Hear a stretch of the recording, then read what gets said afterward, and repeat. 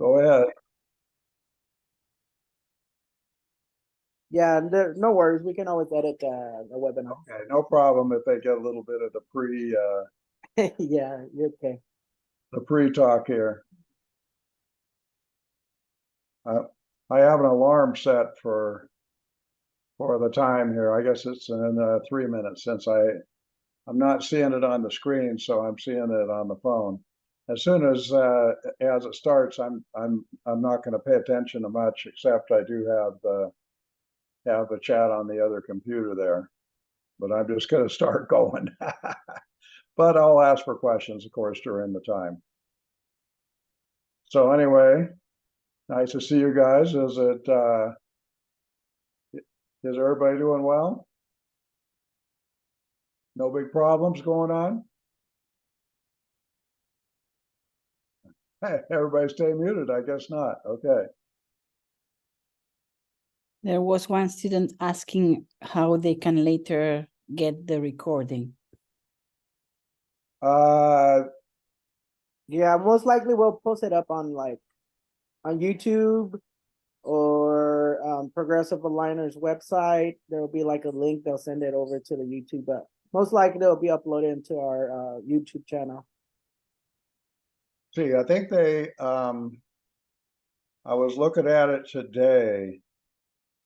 I don't remember how I got it, the other two, but yeah.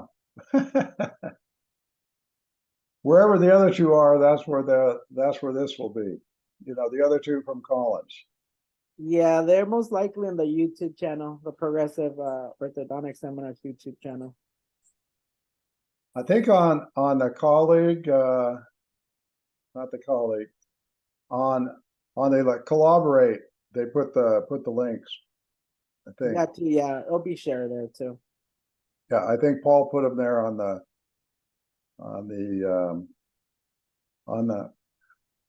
collaborate, so everybody could have access to it. I know that there for a while it was a little difficult for me to navigate to get to them. Oh, there's my alarm. Okay, so hopefully they'll. I know they were putting in on the Progressive Aligners website a little spot or something. Okay, well, it's 3 o'clock, so this is when I promised to be here. Some of you are up late, so I don't want to be dragging it out talking about nothing here. True to my form, I start on time, and who's there is there, and who isn't, that's their choice. So, and I know I've got some here that are up very late, and of course, in Spain, don't you? I think you start eating dinner at midnight, so I guess it's not so late. Anyway, right? And we're okay. So this is the third in a series of a progressive aligner webinars. I'm having to follow up from Collins Harrow. That's a difficult act to follow up on because he's very good. He's an excellent speaker, and but I have a different style, and I'm hoping, of course, that everybody's going to have a good time watching what I have to input in this.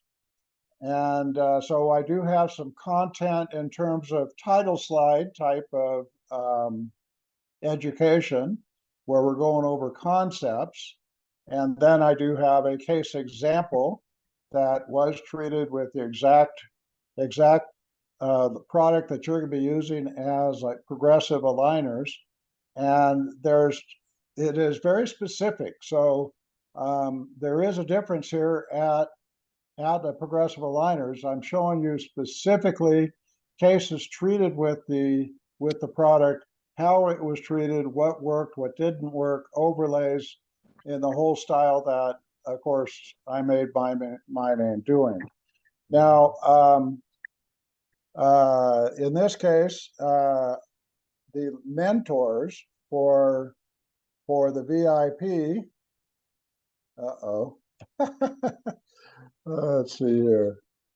How come I'm not getting my PowerPoint? Oh, there it is. Okay, it just took time. Yeah, there we go.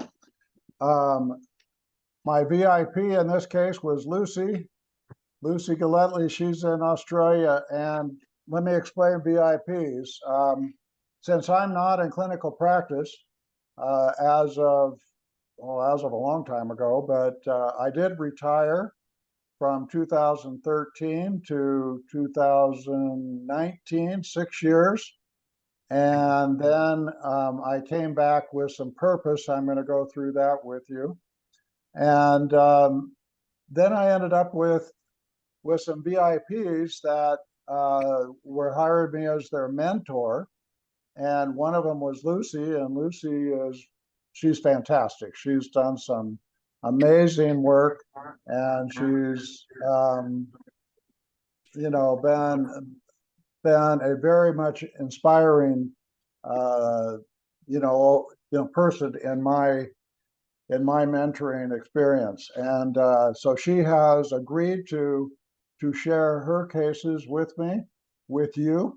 And so I have presented those, and I tried to bring everything that happened in the experience of these cases in the true form of, in POS, we show you everything, tell you everything, because you're going to be faced with it in your own clinic, and we want you to be prepared for those inevitable either questions from the patients, from some of the emotions, and even problems within the cases. How do you handle those? So so Lucy is my hands in this case. I did not do anything on this case clinically. I was not chairside. I was not there pointing. I was not bending wires. I wasn't inserting aligners, nothing. Okay, I was 7,000 miles away, occasionally seeing progress records from her, and so important in this one, I think, is that she has a Liner Plus series experience in the POS education. She is starting the 48-day traditional ortho series, so she could use brackets instead of referring those to the orthodontist, and that's what she's been doing along the way. And so we started working on some cases together. Okay, so as of November 22, yes, that's old, but that's when this case was started. She had 32 cases going with me as a mentor, and so you can factor that experience into what you're seeing, on the case as it's being done. Now, let me talk a little bit about progressive aligner. This has been a part of a larger project that I've been working on that is scheduled to be released now at the beginning of next year, and it's super exciting. A part of that and a requirement for that was to have an aligner. We've been working for 4 years trying to find the perfect match for a clear aligner that we felt was going to be better than anything else that you can do. And it's better because not only of the quality, but also we're designing education around it, specific applications that are unique to us and the way that we think in POS. And so we finally have that launched in the USA, Europe, and Australia, and Asia is coming very soon. I don't know exactly I don't want to say any time because I would have already been proven wrong. We thought it would have been already here, but due to delays out of our control. But everything is all ready to go. Everything's agreed. It's a matter of just getting all the details to delivering, which of course is a lot more complicated from a business viewpoint than you can imagine. So, but we don't want to prematurely launch that and then find out there's a bunch of problems. So we just have to wait till it's right. It has been going nicely here in the U.S., and we've already had everybody very, very, very happy, especially just because there's so many differences that you don't realize. So let me talk just briefly about my return from retirement, because some of you don't know why I did this, or even that I did it. Some of you think I'm still retired. But no, I've been working full time here since about the last 5 years, and I mean full time every day. So, but I did come out of retirement with some purpose, and that was to continue making GP Ortho the best, and adding, of course, aligners that I had not personally used in the clinical practice and was not a part of the POS training. So now it's an integral part of it, and I'm an integral part of it. And I had partnered up with Dr. Amit Lala, orthodontist in Massachusetts, and he teaches at Harvard Ortho, and he does the aligners only, or all the aligners in their group practice of orthodontists. So for 20 years or so. So lots of experience, and I, of course, grabbed onto that.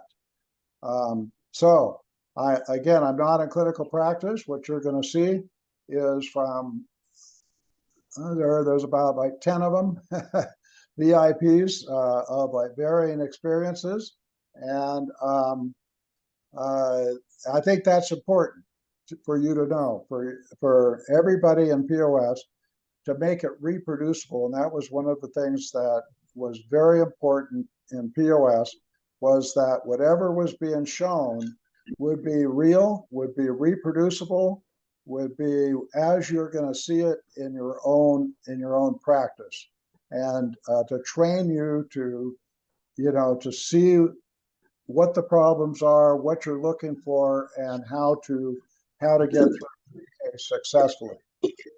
So, the progressive aligners is part of the much larger product. I have to give Miles McGann, my son, of course, the credit for not only the overall concept that we have going, but also for getting like progressive aligners online, because he himself was the one that had to make all the business deals, and I could never have done that. So my hat's off and credit to Miles, and I think it's fantastic, because this was important and an essential aspect of a overall system that is going to make your life easier. Yes, easier, quicker, efficient, and it's going to make it so everybody can do range of bracket torque without doing range of bracket torque. You can select your incisor torques, is selected for you. Okay, so I programmed my entire mind into a much larger project, and they've been working on the programming of that all year, and it's a huge project, about 1,000 PowerPoint slides I wrote up to the programmers how to do it. So I am very much looking forward to that. And at the moment, we have, of course, released like progressive aligners, and this is part of that education. And it does give me personally my gratification and purpose in coming out of retirement. Okay, thank you very much for everybody giving me the opportunity to be here, to be speaking to you, and also for all those that put their trust in me with their consulting cases. It's a pleasure to throw nearly 50 years of experience that I've had in ortho and to put them back into somebody else's case so they can be successful. It just makes me feel good. So, as in all of POS, the way the education was designed is to show real ortho, real cases, fully documented, every slide, every step, every detail. And that's the way that this case has been worked up, and that's the way that every case that's going to be in our education. And there's a lot of education being planned for the future here. And so this is the first step, teach you how to be very effective with progressive aligners so that you can be successful. And when you're successful, then I'm successful and POS is successful, and everybody has a smile on their face, the patient, me, the treating doctor, everybody, and you get out of it, of course, what you put in, but also you get out of it what you expect and more. So in this case, we have experience from another, that's from Dr. Lucy, and her success. It is a successful case. Don't worry, it's not going to be a problem case. You never know with me, you know. I'll show you problem cases too. It'll be a successful case. You're going to learn by that so that you can go do it on one of your patients. So what I need you to do when we get to the case is to identify with it, act like it's your patient that walked through the door, this is them, and then see what happens. You're going to be able to get, it's over a year, about 16 months of experience in about a couple hours here. And that experience will go into your mind so you know what to expect on your own cases, what's coming next. You won't be surprised. You'll, you know, if you see something unusual, go, oh yeah, I know what that is, of course. So, of course, we expect that, you know, instead of going, oh my gosh, what's that? You know, and everybody gets out of control, you know. So I'll tell you everything I know about ortho, and I will continue doing that. And that's substantial. And with the agreement that that the overall objective is for every general dentist to be able to understand orthodontics, not be afraid of it, and treat people that otherwise wouldn't be treated, and recognizing, of course, that there are specialists and there is a place for them too. And so you can still refer a case to a specialist, that's okay. Okay, but we want you to take what you want to take, treat them well, treat them better than anybody else, and then of course tell a friend about POS because a brochure is just not going to get them into this type of commitment. So you can trust me in POS. It's been my objective. All of you, I'm sure, here are a part of that family and have trusted me in the past. And I am quite certain that you have had a positive experience, and that's what makes me want to do it again. Okay, so the progressive aligners difference. I want you to know about that because it's important to understand your product, what you're looking for, what you're trying to get, so that you could be successful. So your success is my success, POS success, as the same way your failure would be my failure too. And I take that responsibility very seriously. If I lead somebody into things that don't work the way they're supposed to work, I have to go back into retirement. Which isn't a bad thing to do, but I'm enjoying myself. I'm still having a good time, and I still have a smile on my face, even though I work every day. So we're a family. We have a common purpose, and we want to be successful in our clinical practice. We want to get rewards from dentistry like none other place. And part of that, of course, is education. If you don't have education, you're just wandering around, putting aligners or brackets on cases and hoping it's going to work. And I see this as a problem in the field of aligners, particularly because almost everybody, well, there was this one company that is a big guy, starts with an I, and that company kind of got everybody believing that just send it to us. You don't need any diagnosis. You don't need a SEP. You don't need anything. We'll just send you some plastic and then you can charge for that. And yes, this is very simple. Wrong. And because of the lack of education, general dentists generally failed in that endeavor, and it makes me sick, to tell you the truth. So I can't do anything about it, but just do it better myself. And so this education, this energy put into this particular case, so that you can learn why it happened, how come it works, why it maybe wouldn't work, and then that's important for your case so that you have a solid foundation. On top of that, we have support. Some of you have experience already coaching, and I've had many cases sent to me already for coaching, and it kind of directs your career, keeps you in the cases that you want to be taking, and keeps you out of the ones maybe you don't want to. But it gives you some advice what to say to the patient before, before you start it. Okay. And then, of course, consulting and mentoring is a progressively more involvement from people with experience, leading people that don't have that experience through from the start of a case to the end of a case. And in the process, of course, that person learning how to do the next one better. So quality materials and protocols started with the IP appliance, which is even today, after 20 some years, it's absolutely agreed to be the best, the fixed appliance brackets on the market. And that plus the PA, which is also the highest quality materials, and you're going to learn protocols on this.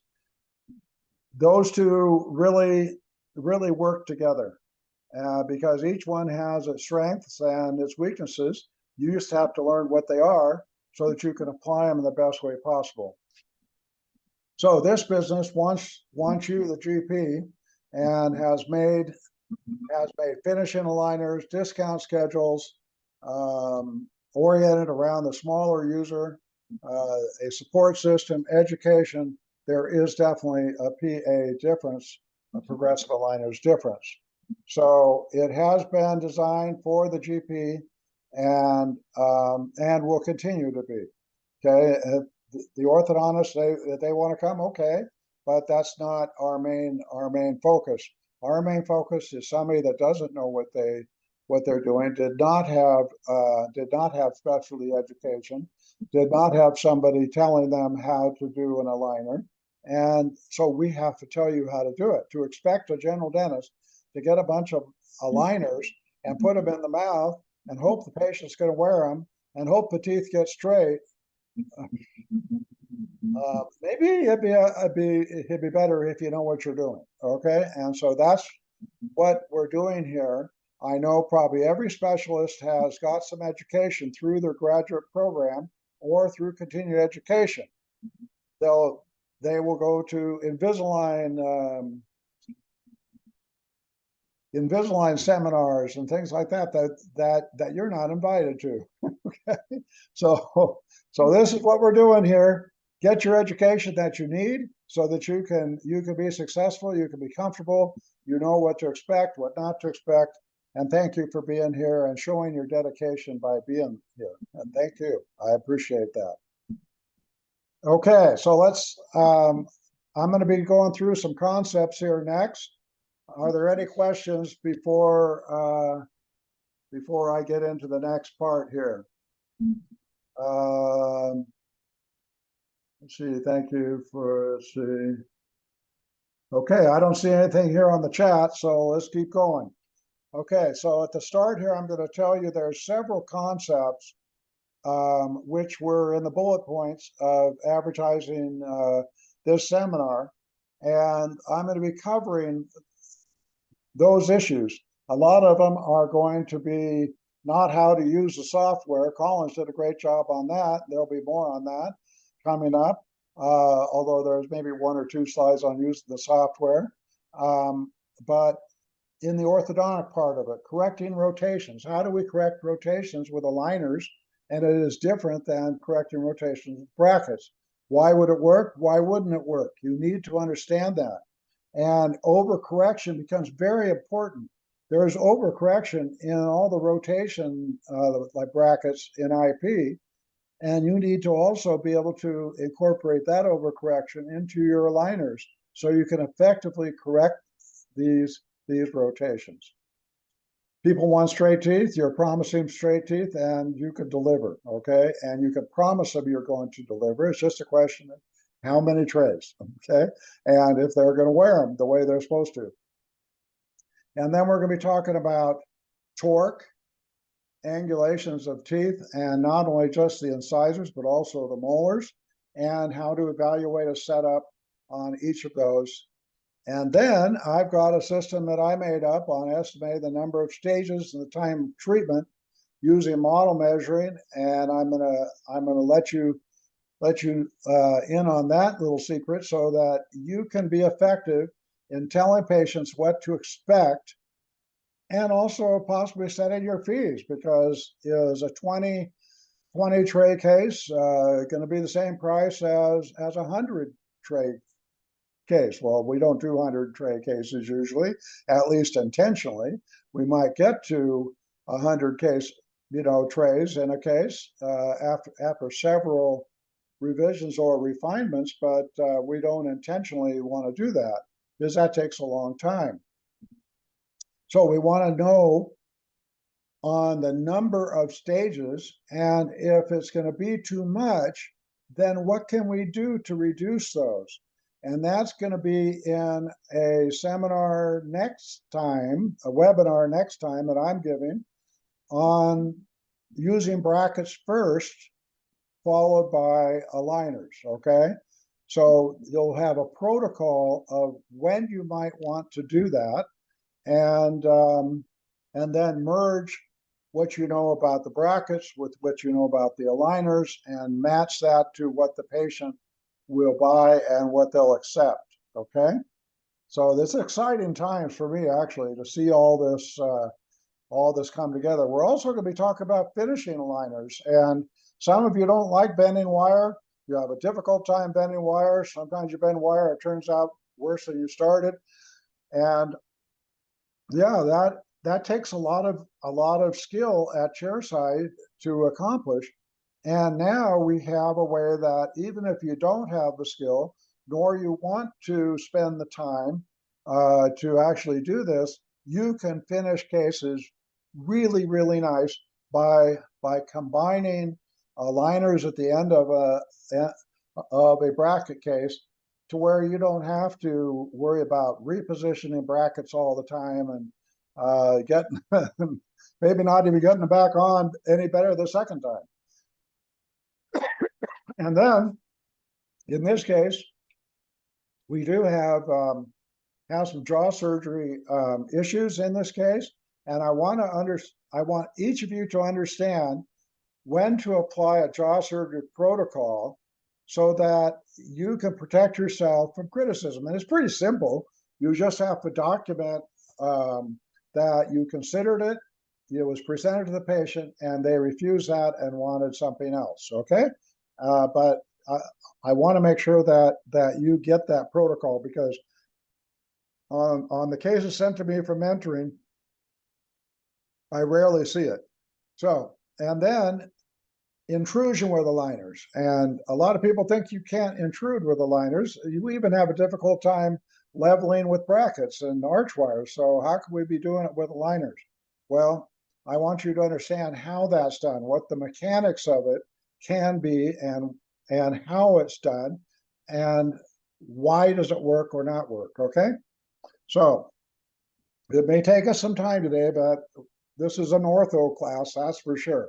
This is not a plastic class. This is about ortho and how to apply some plastic from a specific manufacturing and design you can reproduce. Okay, so let's talk about aligners, how they might correct rotations. If somebody turn off their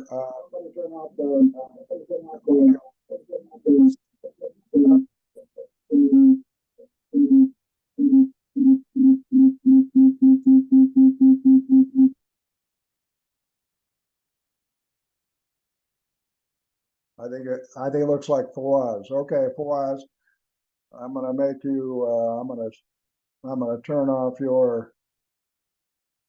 Hopefully mute you. Okay. Hi, Fawaz. Okay, so let's talk about aligners and how they straighten teeth. Okay. So some of the instructions that you've seen say to separate the contacts, create space to correct the rotation without collision. Okay? Yes, agreed. Do you have to write that on a progressive aligner prescription on every case? No, they will do that. They know how to do that. Okay? They know that that's what we want to do, and there's no reason for you to do it. They'll automatically do it for you when you submit. But you do want to be specific about which teeth you might want to have over corrections of rotations. That would be important. Okay? So what does that mean without collision? Well, if you're in a traffic jam in your car and you want to try to get someplace and there's a bunch of cars in your way, are you going to be able to go through them to get there? No. You're going to collide. You're going to create a collision. You're going to dent somebody's car and you're going to dent your own. Okay? It's not going to move until that car in front of you or to the side of you moves, and then you can move. Okay? So collisions, if a tooth doesn't move, but in the setup, that tooth has been programmed to move, but it can't move. If you have that continue for any length of time, you will lose tracking. In other words, the tray won't fit the tooth or the tooth won't fit the tray. Okay, one or the other, whichever way you want to look at it, is the same. So you lose tracking, you get a space between the tray and the tooth because it couldn't move the way that it was programmed to move. That's the consequence of a collision.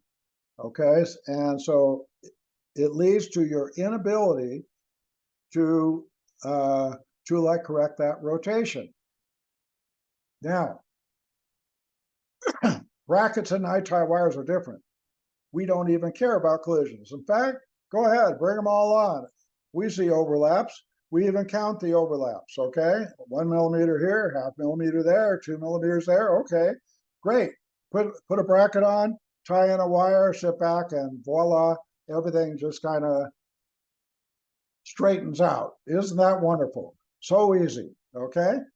Now, why does that happen, but it doesn't happen with the aligners? Well, first of all, we don't have to create space with the arch wire. The arch wire is moving the whole traffic jam all at the same time. Do you understand?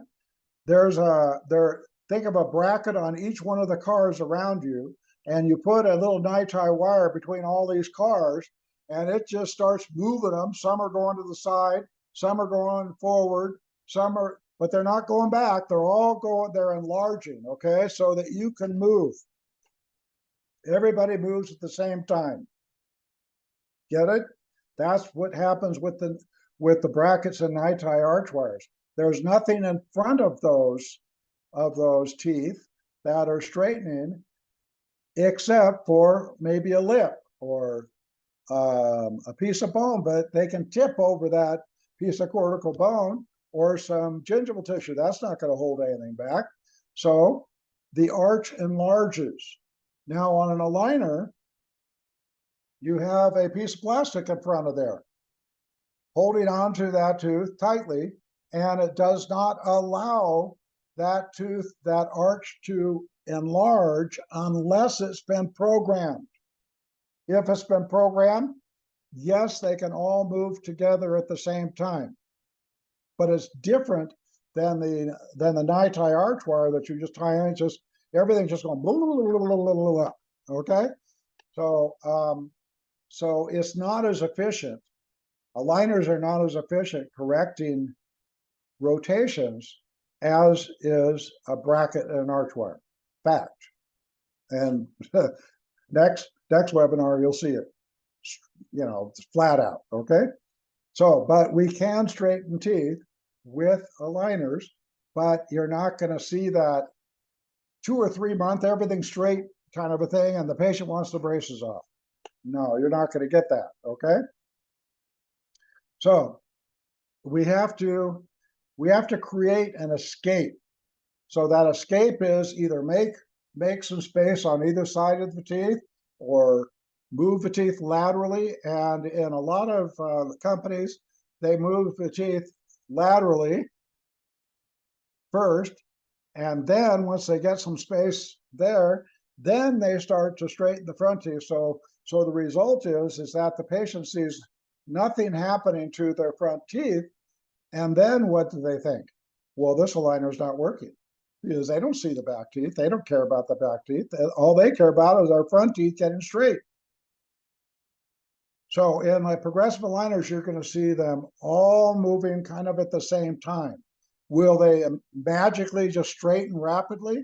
No, but you're going to see progress. And if you aren't seeing progress, you can go look at the setup and you'll see the progress right there. Okay, so collisions are not a concern with brackets and wires. They are a concern with aligners. Okay, so creating space between crowded teeth. That was our instruction, okay? Well, it used to be our instruction. Now we just tell them, align the teeth and would you please overcorrect these a certain degree, be specific, right? Widening, cuspid to cuspid width, buccal crown torque. Now we didn't really talk that way in the 48-day traditional seminar, but it was happening. When you put in that round niti, it was not engaging the size of the bracket. It wasn't locking in due to the bracket torque at all. It was just tipping the teeth out laterally, okay, with an expanded niti wire, and they were all expanded niti wires. 012 niti, 014 niti, they're expanded in almost every mouth. So you put that wire in there, everything starts going like that. How does it go? Does it go bodily? No, it's pulling at the level of the crown and it's tipping them or proclining them laterally. I remember one company in particular did not understand the term buccal crown torque. And so I used to say buccal crown torque on the posterior teeth, procline them laterally. Okay, you do not have to say that in my progressive aligner. They know what buccal crown torque is, okay? Now, expansion is a little bit different. When you are doing buccal crown torque, you're just uprighting the teeth laterally, but you're not really expanding. Now, expansion comes where you've got the like gingival tissue and bone in contact with the root of the tooth or at the crown of the tooth, and now you are widening that cortical bone and tissue. That's expansion, okay? So we don't really tell them expand the lower 2 millimeters.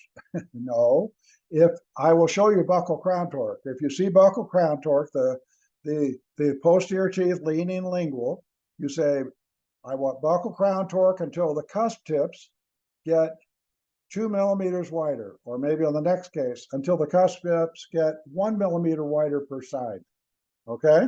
And then if you want to go further, buccal crown torque and expansion to where maybe they're 3 millimeters wider, okay? Which would probably be your limit. And they will understand that and they will do it for you. Advancement of incisors, okay? That would be arch enlargement going forward, okay? So if you don't expand enough, if you don't do IPR, interproximal reduction, enough, the incisors are going to go forward. Now in the lower arch, I want you to know that we do have a rule, do not distalize in the lower arch. It's a basic orthodontic principle that all orthodontists follow, including, Dr. Lala. He would see that in some of the companies. He doesn't see it in this company, but some of the companies in the setups, you'll see distalization of the lower molars, you say, no, don't distalize the lower molars, okay? But you almost have to tell them don't distalize the lower molars.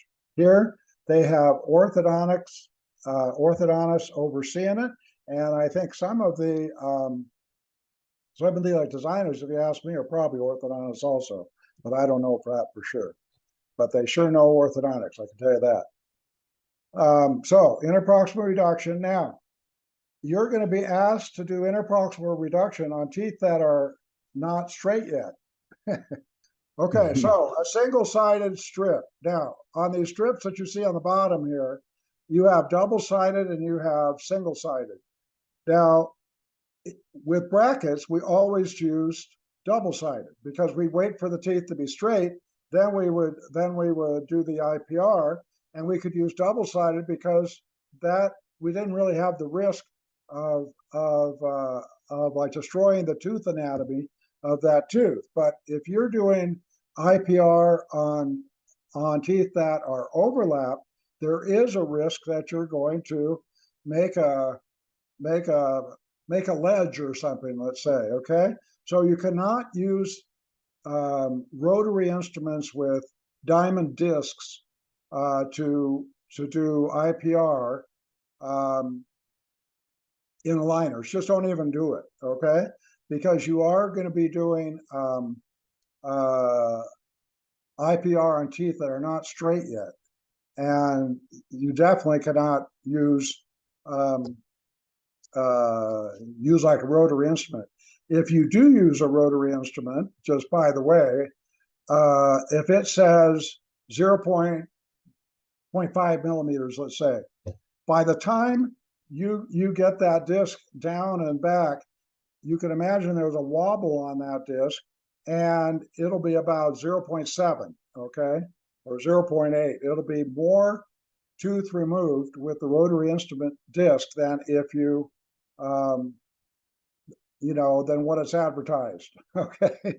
So, and that's not a good idea. That leaves you with a lot of excess space at the end.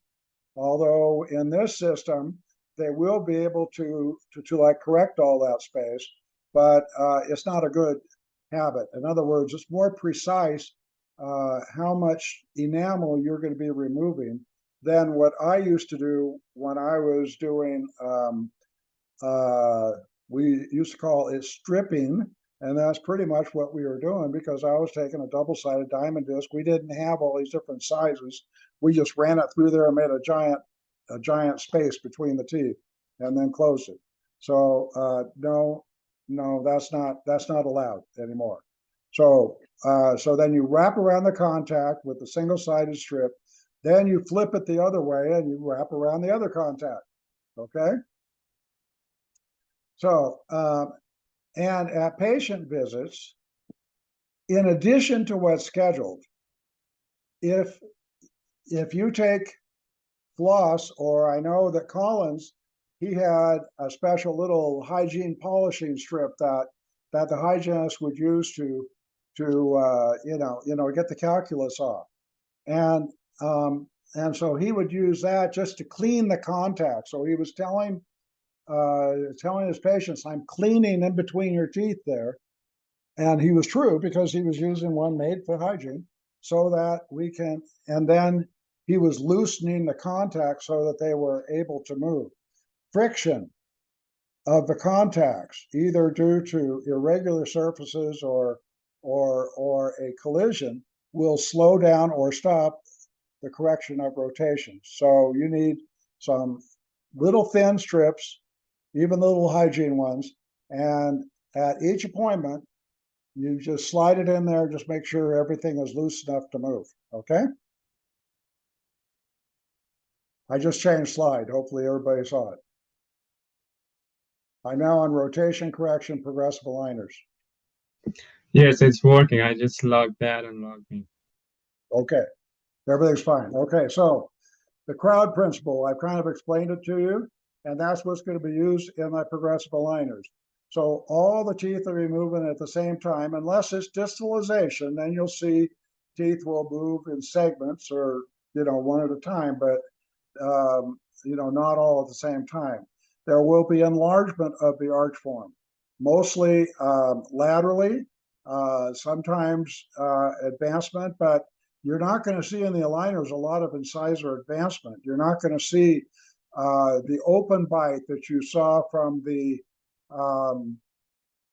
brackets and alignment arch wires, where everything would just magically straighten, but they go forward, all the incisors go forward, the bite would open, and then later you would recover by IPR. The expansion came later, and you would slowly recover. And I'm sure all of you have had that experience where everything just went boom, you know, and you went, oh my gosh, I didn't realize. So in our 2D VTO, whenever I see that, I usually make a screenshot of it. I put it in the treatment plan saying, expect bite opening and incisor advancement. Don't panic. Tell the patient, don't panic. It's just a necessary step, and we will recover. Okay. So there'll be a slow alignment with clear aligners. Unlike brackets and arch wires, it will go slower because it's programmed to go slower. If you program it to go too fast, you'll lose tracking. Okay. And there were some companies that I can tell you that they didn't have a tool to know, you know, so you could find out how fast they were moving. But you'd look at it, you'll say that's too fast. You know, everything's going too fast, and guess what? You'd have all kinds of loss of tracking, posterior open bite, and everything was going crazy with those types of companies. But I think it's a good experience to have experienced that, as long as you can, as you can.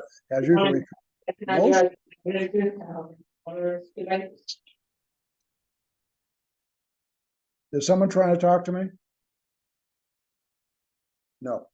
Okay, so you polish the contacts, keep them free of calculus, free of breath, irregular surfaces, and interproximal pressure. You say interproximal pressure. Yeah, if the teeth are too tight and the contact's too tight, that's going to slow the alignment. Okay. So I'm going to give you a number here that I want you to remember, and it's easy to remember. The rate of rotation correction with progressive aligners. I want you to think 1 degree per stage. Now, is it exactly 1 degree per stage? No. In most of the cases, they will program maybe 1.2 degrees per stage or something like that. If you're doing a finishing aligner after brackets, you want it to go maybe 1.8 or even 2 degrees per stage, because the periodontal ligament's ready to go. That tooth's already been moving. It's already a widened periodontal ligament. So I want you, for estimation purposes, to think 1 degree per stage or less. And if you're moving perio teeth, you do less intentionally, okay? If you are wanting to keep tracking, you go slower, and that means more aligners, right? You say, wait a minute, I don't want more aligners. Yes, you do. You want a gentle, slow activation of all the teeth moving, and then you have the other factor of how fast you change the trays. So if you do, let's say, a 2 degree per stage, and for that particular tray, the tooth has to rotate 2 degrees, well, you could take 2 trays, 1 degree each, and you change them twice as fast as a 2 degree, and you're doing the same thing, but you are using twice as many trays, change twice as fast to get to the same place, but you will lose tracking less. Do you understand that? And the patient's going to keep their trays fresh, and keep that thought in mind. So you need to be moving teeth consistent with the periodontal ligament and its biology. So somebody that is older and has very tight, thin periodontal ligaments, an adult, you can't be throwing 2 degrees per stage at that patient. So it's too much, okay? And then the plastic materials have inefficiency as well, just like nitrile wire. You take 012 nitrile wire, that doesn't last for eternity. It lasts for 4 months, then you got to put a new one in. 014 nitrile, okay, we figure just approximately approximately 6 months, then you got to put in a new one. Well, the same thing with the plastic materials. They wear out too.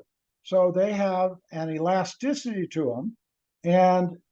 And a week to 10 days after that, they're probably distorted. So you don't want to be doing 2 degrees, taking 2 weeks to do what you could do at 1 degree, 2 trays at a week each. Do you understand? Because you're keeping your material fresh and ready to go, okay? Overactivation, 2 to 4 degrees, should only be reserved for a finishing alignment, a liner, where the periodontal ligament is very active, or in a very young patient. Very young patient meaning in the mixed dentition. Okay, young patients in the mixed dentition, they have very large and wide periodontal ligaments. Their teeth have just erupted. They've got all the Ortho Class osteoblasts. You can move those. You can move those teeth quick, but we don't really need to move them quick because we're usually going year by year on those. And so if you go too fast, well, now you got to figure out some retention. So that's a whole nother thing. Okay, I will get that one out into that when I get into the mixed dentition. That's going to be at about 3 sessions from now. I'll be back. Okay, so 2 to 4 degrees, and I'm going to show you the tool that you can check this on and how to do it. So you can check it, make sure that it's not moving too fast, or it's moving at the rate that you think it should be for that patient. Attachments are not always applied, and that's where you really see how good the material is. If you can rotate teeth without attachments, now you're going to see that you got a good material. Otherwise, it wouldn't do that. Okay. Linear movement, meaning I'm going forward, back. What would be an example?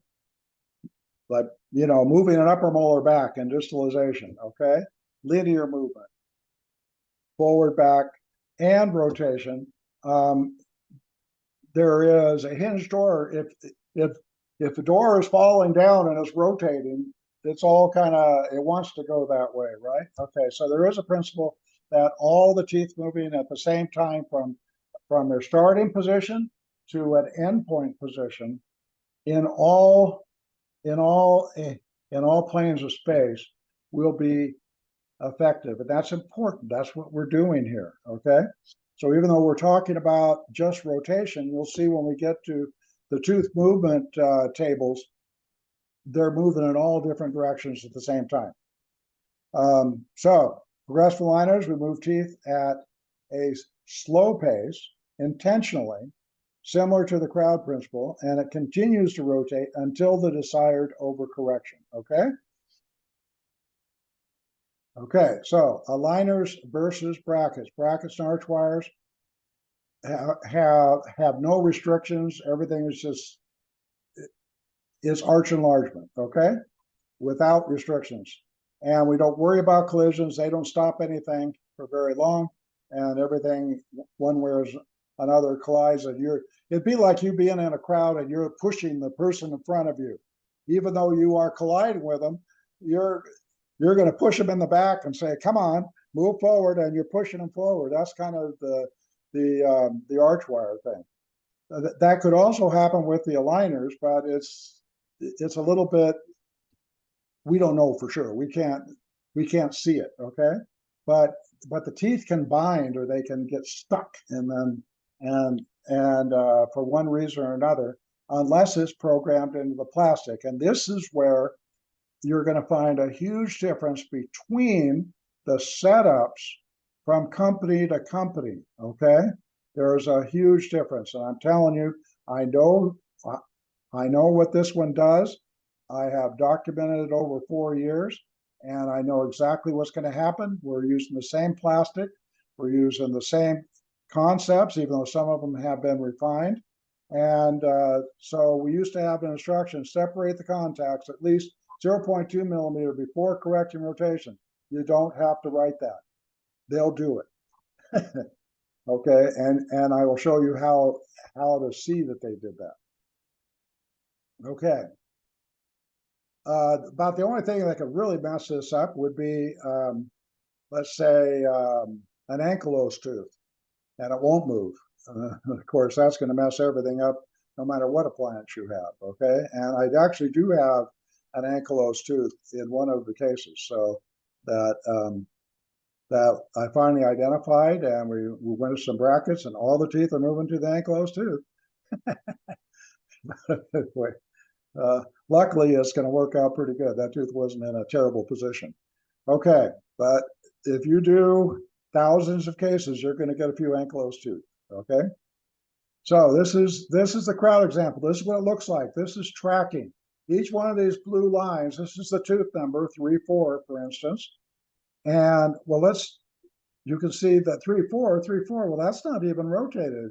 Well, maybe it is moving buccal crown torque, right? Remember I told you about that?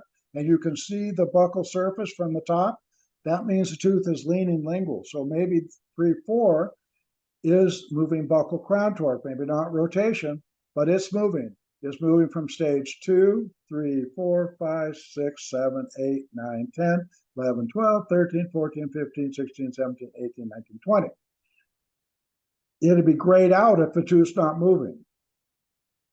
And I don't know why they have this extra one. This is 0, and this is 2, okay? So let's look at, for instance, tooth 3, 2. Well, tooth 3, 2 looks like it's moving the same as 3, 4. No, what this means is these are stages. The tooth is moving during that stage. So they're all moving during that stage. Some are doing buccal crown torque, some are doing tip back, some are doing rotations, some the root's moving forward, some the root's not moving forward. You understand? This is progressive aligners. It'll be different than what you may have seen. Now, let me give you the first lesson on estimating how long it's going to take to rotate a tooth. Now, let's look at 3, 2. 3, 2 doesn't have enough space to rotate, does it? You see that? If you try to straighten 3, 2, let's see here. Let's see, Control P. If you try to straighten 3, 2, it's going to bang, it's going to collide with 3, 1, and it's going to collide with 3, 3, correct?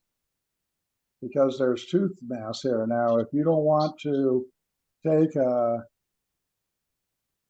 IPR to remove that much tooth structure, which would be ridiculous, something's got to give here. So maybe 3, 3 will move laterally, buccal crown torque, making space for 3, 2 to rotate. And maybe the incisors will go forward. Maybe the arch will enlarge laterally, and eventually it'll a lot of overcrowding on the lower anterior. That's what he's talking about. But more on the lateral. Wait, the canine and the lateral is more crowded. That's what he's talking about. Just calling attention here to the lateral incisor, 3, 2. Okay? And there's not enough space for 3, 2 to straighten, is there? Well, you can straighten 3, 2, but all the teeth have to move around it, okay, at the same time. And we're going to figure 1 degree per tray. So in 3, 2 here, we have 18 trays. I counted them. It was 20. We started at number 2, 18 trays. And at the end of 18 trays, that's going to be supposedly straight, right? 2 years. Okay, so how much rotation do you think that is? Just take a wild guess in your mind. Is it 10 degrees? No, it's more than 10 20 degrees. degrees. Is it 20? I would say it's 20, maybe even 25 or 30. Okay? So is it moving at 1 degree per stage on the rotation? Well, we'd have to click on the tooth movement tool to find out. And I'll show you how to do that. Are you getting me? So all these bunched up teeth, everything is going to enlarge in a programmed method. Each tray is a new program. It moves all the teeth a little bit more, makes a tray. Next one, moves the teeth a little bit more, makes a tray. Next one, moves them even more, makes a tray. And eventually they're all going to be straight. How do we straighten these crowded teeth? Oh, by the way, let's go back one. Is there a key tooth in this lower arch? I'm going to introduce you to the concept of key tooth. Is there a key tooth that if nothing else happens, you need to move this tooth, you need to straighten it, otherwise you didn't do your job, and that tooth better be straight by the time you're done, and it has to move a long way. So the one that has to move the longest way, that's right in the front of the mouth, that everybody sees, that's going to be our key tooth. So I see 3-2 as a key tooth. I see 3-1 as a key tooth. I see 4-2 as a key tooth. I see 3 key teeth in this one. And I'd have to look to see on the tooth movement tray which one has to move the furthest to choose the one key tooth. And that determines how many trays there are. So if I was at chair side and it's a new patient here and I look at this lower arch, I'd say, well, that's approximately 20 degrees, maybe 25. Okay? And so you say, well, that's going to be, let's say, 20 trays. Well, we want to overcorrect, let's say another 4. Well, we probably aren't going to get it all at one time, so we're probably going to need another 10 tray. I would usually add like 10 trays in the estimate for a refinement in case it isn't perfect by the time we get to the end. There's some inefficiency in that aligner material. The inefficiency is approximately 70%. You say, well, it's the material. No, actually, it's the combination of the material, the patient, and how fast you change the trays. That's where your inefficiency is. Because I've seen some where the patient perfectly straightened them in one go. And you say, wait a minute, how could that happen? So on the best case, the patient did everything they were supposed to do and maybe more, and it worked perfectly. So you say, well, what happened to all the others that it didn't work perfectly? Well, it was the same material as the other patient wore. It was at the same rate of tooth movement. It was likely that they just weren't wearing the tray as much, or maybe the setup wasn't as clean. Maybe there were some collisions. So we always figure on a refinement. If you happen to get one where everything straight is perfect the first time, well, you call that a hole in one according to Collins. Okay? Get it? Okay, so how do we straighten them? Well, we're going to widen things, which is not necessarily expansion. You procline laterally, buccal crown torque, and then maybe expand, maybe advance the lower incisors, maybe make the teeth smaller, interproximal reduction, and no posterior distalization, right? There's only so many methods that you could do. They're pretty much the same methods as with a bracket and an arch wire.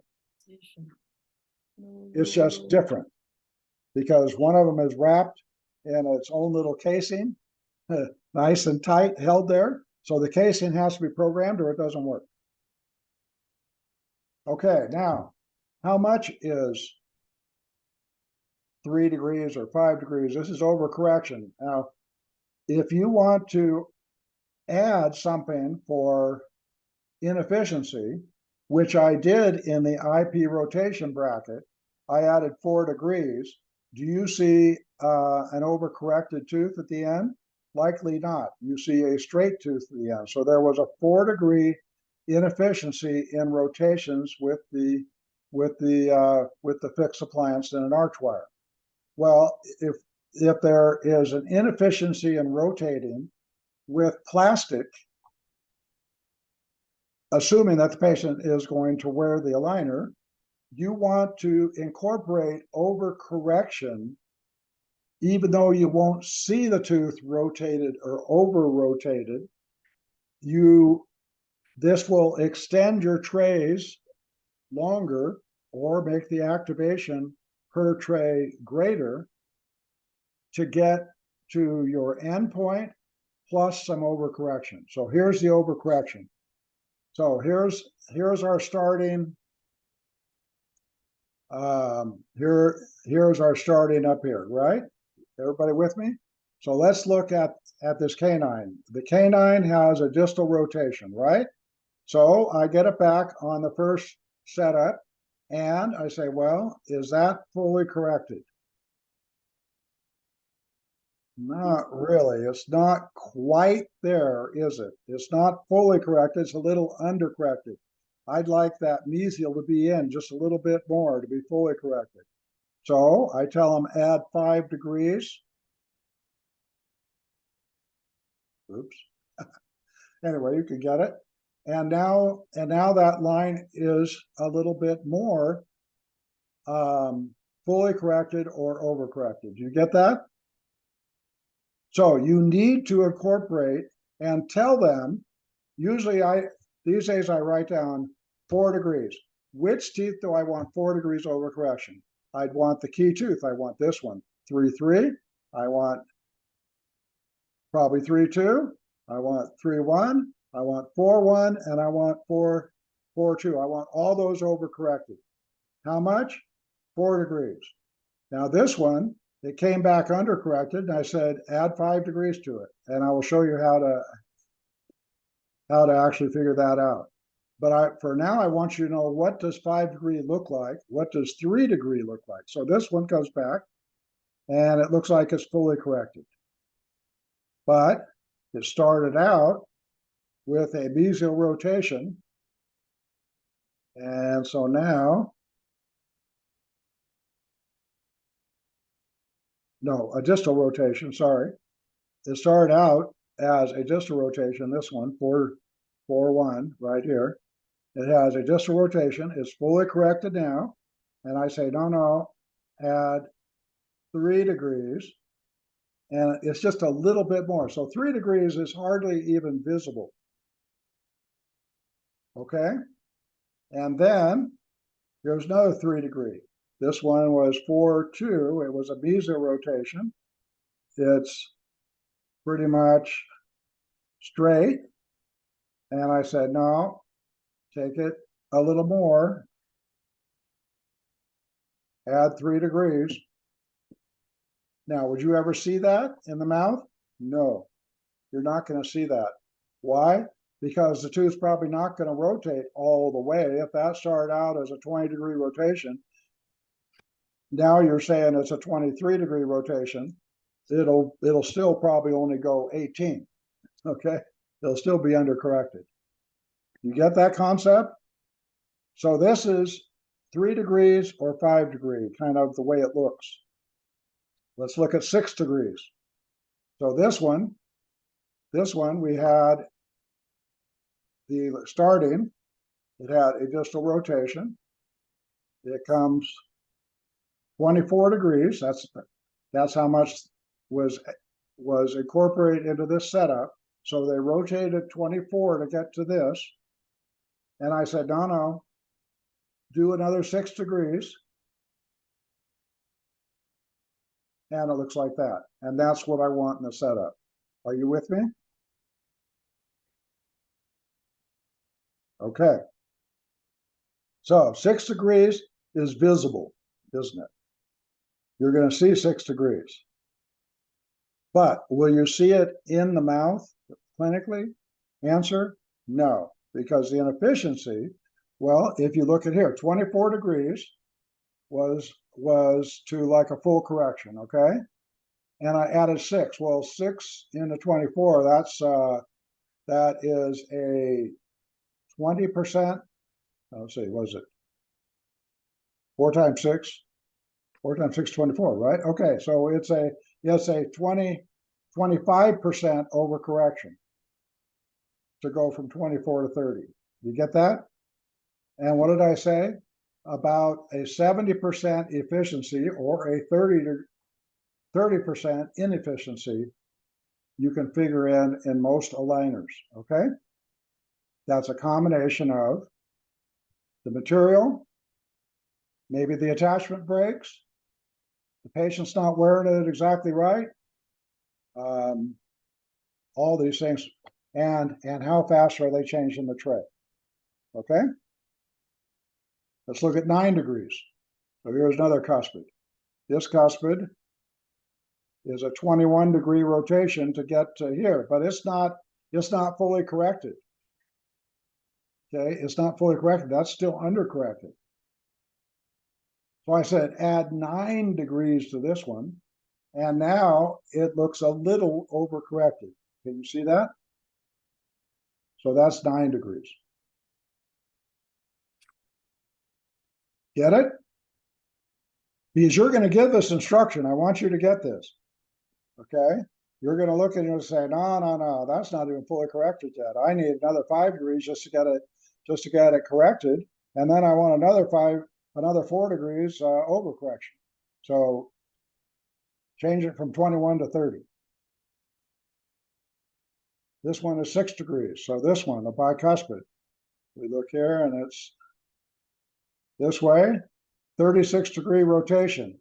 At 1 degree per tray, that would be 36 trays to get to this spot right here, right? But that's still, it looks to me like it's still rotated distal. So I say add another 6 degrees, and that took it pretty much to a full correction. Okay? I want you to do this when you're evaluating setups, especially the first one back. Even with PA, okay? Even when you say overcorrect at 4 degrees, it's your job to check the rotations. That's the first thing I do. And I say, did they fully correct or undercorrect the rotations? If they undercorrect the rotations, I guarantee you, you're doing a refinement, or you're leaving the case with rotated teeth, okay? So at least now I've got a chance, okay? All right, let's look at buccal root torque and distal rotation. Those we do on molars. So you can see that the palatal root is hanging down on the left-hand side here. Okay, that's an indication that the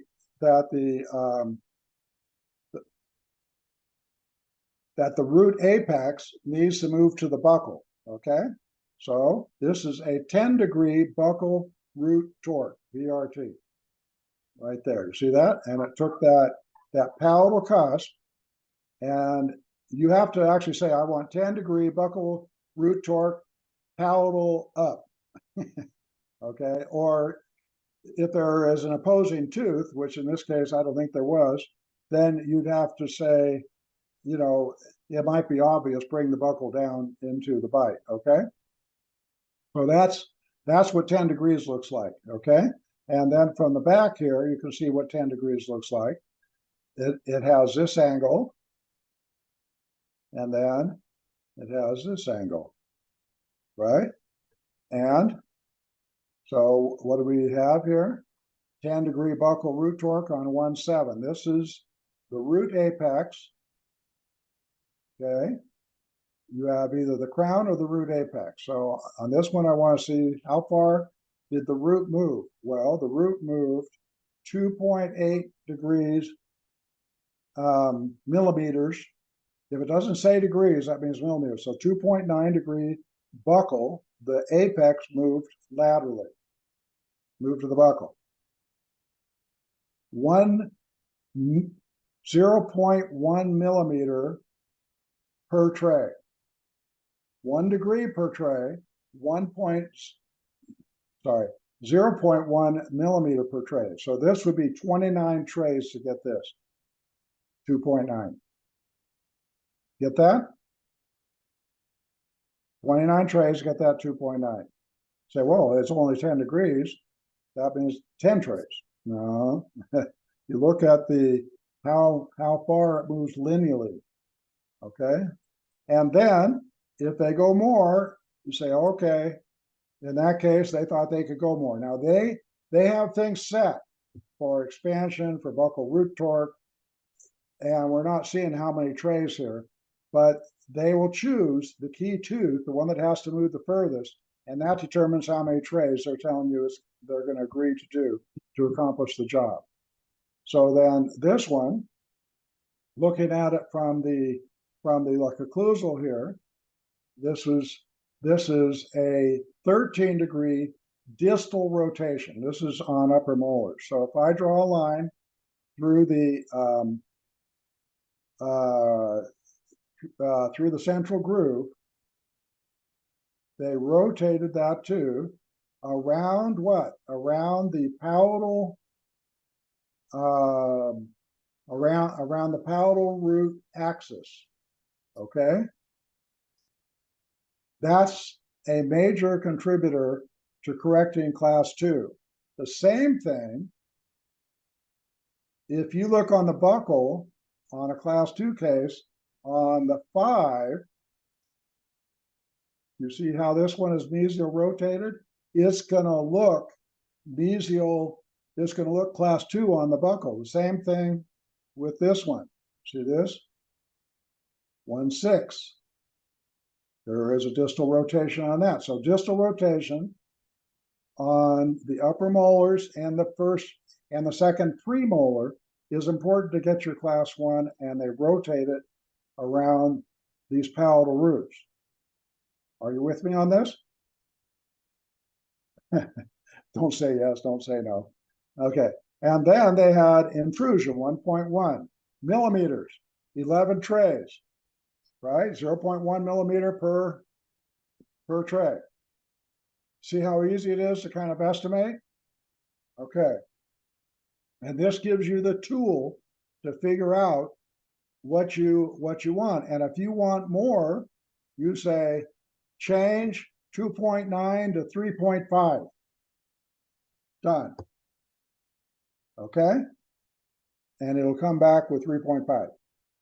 You can specifically say rotate, change 13.4 to 16 or 20, whatever you want.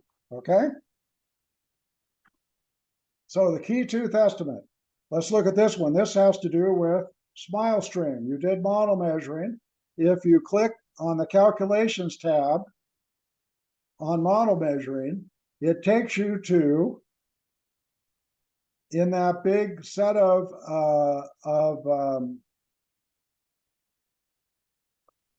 calculations, you can see how many degrees of rotation to the arch wire. So this one is 3.1. So 3.1. 3.1, 17.8 degrees. And I don't see any other numbers greater than 17.8. Do you? Nope. So that's the key tooth right there. And it's right in the front. Now this one over here is pretty close. 3.5 is 16.8, but that's not in the front. And it's not more than 17.8. So in this arch, 3.1 is the key tooth. 17.8 plus a 4-degree overcorrection. That's 22 stages. And then I'm going to figure a 10-stage refinement. So I'm going to tell the patient that this looks like it's probably going to be 32 trays. I'm assuming it's a class 1 case and stuff. It's going to be 32 trays, depending on how well you wear them. And if you change that tray once a week, that's 4 trays per month.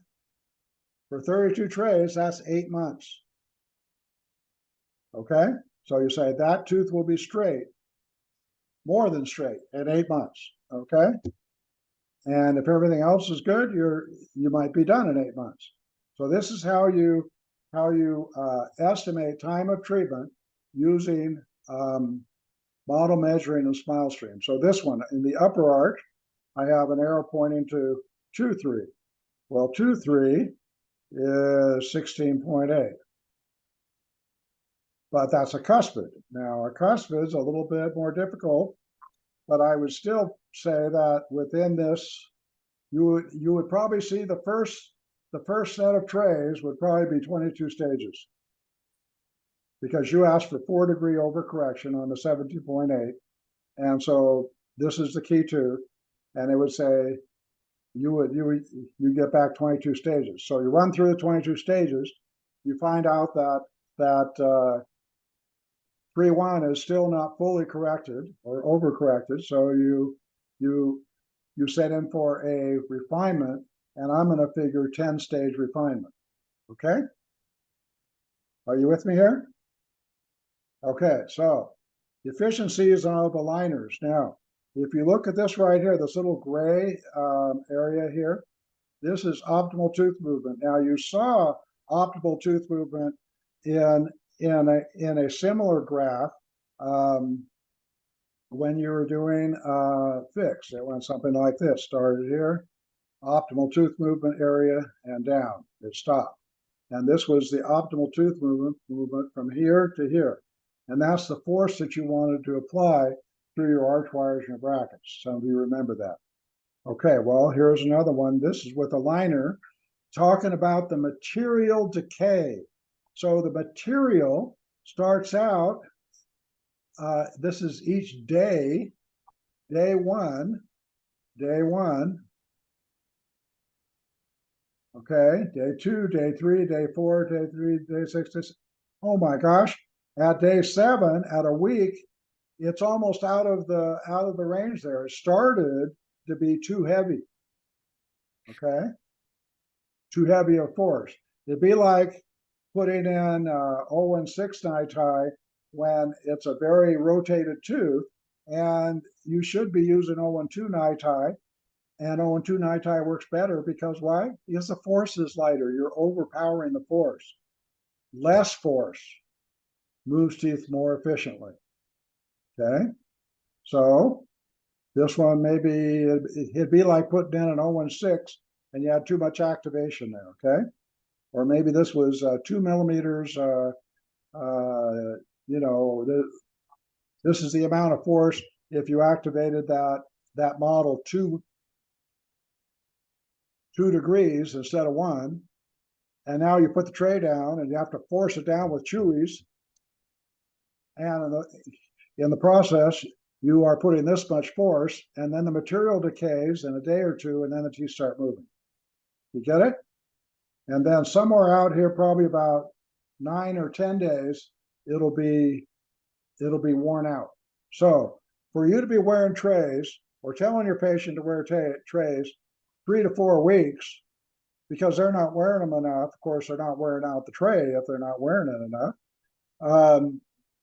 That tray may be worn out by the time they get that tooth, you know, to the next tray, and then it just compounds itself, right? Because now the next tray is overactivated, and then it never quite gets there, and then the next tray is overactivated, it never quite gets there. Now you have to do it again. Okay, you have to start all over again. Got another set of trays, and that's a revision, not a refinement. Okay, so you have to think of the material decay of force. So what we would like to do is get patients to change their trays every week. That's easy to remember. Every Sunday you change your tray, and then it keeps them clean, keeps them fresh, keeps the plastic fresh, and then program the activation of the tooth movement to be within these ranges. I'm telling you, 1 degree, 0.1 millimeter. We want to keep it in that range somewhere, and then have enough trays to fix the key tooth. And then you have to motivate the patient to wear it. So there's a lot of factors here, okay? And then once you understand it, you say, okay, that gets into the clinic where you are telling the patient, I'm your advisor now. If I was you, I would tell you just wear these trays and get it over with and get it done. If you wear them when you want to wear them, half time, then your trays aren't going to work so well. We're going to need a whole bunch of trays, and your treatment time is going to be double what it is if you just wear them. Okay? So this all comes down to your motivation, and it's not, doctor, your trays aren't working. No, our trays work. You got to make them work. The patient has to make the trays work. The doctor has to understand these principles to advise the patient. Now, there's something else coming on the horizon here, and that's called help me, Collins. I got a blank here. That's a dental monitoring. Thank you, dental monitoring. So dental monitoring, there's an app. They take pictures every week at home, not in your office. You don't take them, they take them. It directs them how to take them. It says, no, open your mouth a little bit more, a little less. No, now, click the button, okay? It then compares them, and that's done with our dentist in India, and then it checks your tracking and tells your patient when to change the tray. So the app tells them when to change the tray, not you telling them change it every week. And one patient wears them really well. They could have probably changed it in 5 days, and the next patient doesn't wear them but at half time, and they're changing it every week and they lose tracking. So you can do that, or you can do that's a total of $300 per patient, including the little camera thing that they have to take home with them for the case. And then, or you could do it the other way, and that is educate the patient on when they can change their tray. And here it is right here. Do not change your tray until it is fully seated on all the teeth. And they're trying to get that faster, right? Fully seated on all the teeth, and show them what it looks like when it's fully seated. And if there's any gap between the tooth and the tray, then you can't change it to the next tray. You have to keep wearing it until there is no gap. So force that tray onto the teeth, or force the teeth into the tray, whatever way you want to say it. And then when you take it out to brush your teeth or eat a meal, you actually leave these trays in these days to eat a snack. Then you put it back in, and if it feels tight, you can't change the tray yet. You can only change the tray when it feels loose and it fully seats on the teeth. Now what you can do, you say, here's 6 trays, go home and call the office when you have the last 6th tray fully seated and loose on your teeth. Call for an appointment to come in and have me check and give you more trays. Get it? Whereas in the dental monitoring, there's going to be a printed schedule that says, nope, they aren't ready yet. Nope, they didn't wear it. Nope, the teeth didn't move. Nope, this tooth isn't, the tooth number 3 tooth is not tracking. And then you've got documented patient non-compliance right there. Okay? So, do they skip trays, right? I mean, are they going to wear it every day for 22 days? No, some days they went to the beach, they didn't want to wear them, so they left them out, okay? So that stops the biology of tooth movement. Teeth move most efficiently with continuous light force. Basic principle of all orthodontics, proven by our night-tie wires. You got it? Same thing. Tooth movement is the same thing. Okay, but there's differences here. So 50 to 70% efficiency with aligners. Well, if you had 50% inefficiency with some patients, you might only get that because they're not wearing them enough. And you had a 30-degree rotation, Well, you need 60 trays to complete the job. Do you understand? If it's only rotating 1 degree per tray. Well, how do you get 50% efficiency? By not wearing it enough. That's how. So if you're not wearing enough, you're going to need 60 trays versus a patient that wears it perfectly and they need 30 trays for the same job. And don't activate 2 degrees per stage, expecting to get 30 trays. The more you activate, the more it doesn't fit. Okay. So more activation leads to slower tooth movement, more force. Okay. All right. And stiffer arch wires have less deflection for the desired force. Do not. Okay. So anyway, these are all the same things. We are applying the same principles that you're using in brackets to aligners. Okay. I will take questions at this point. It's a little change here in the topic.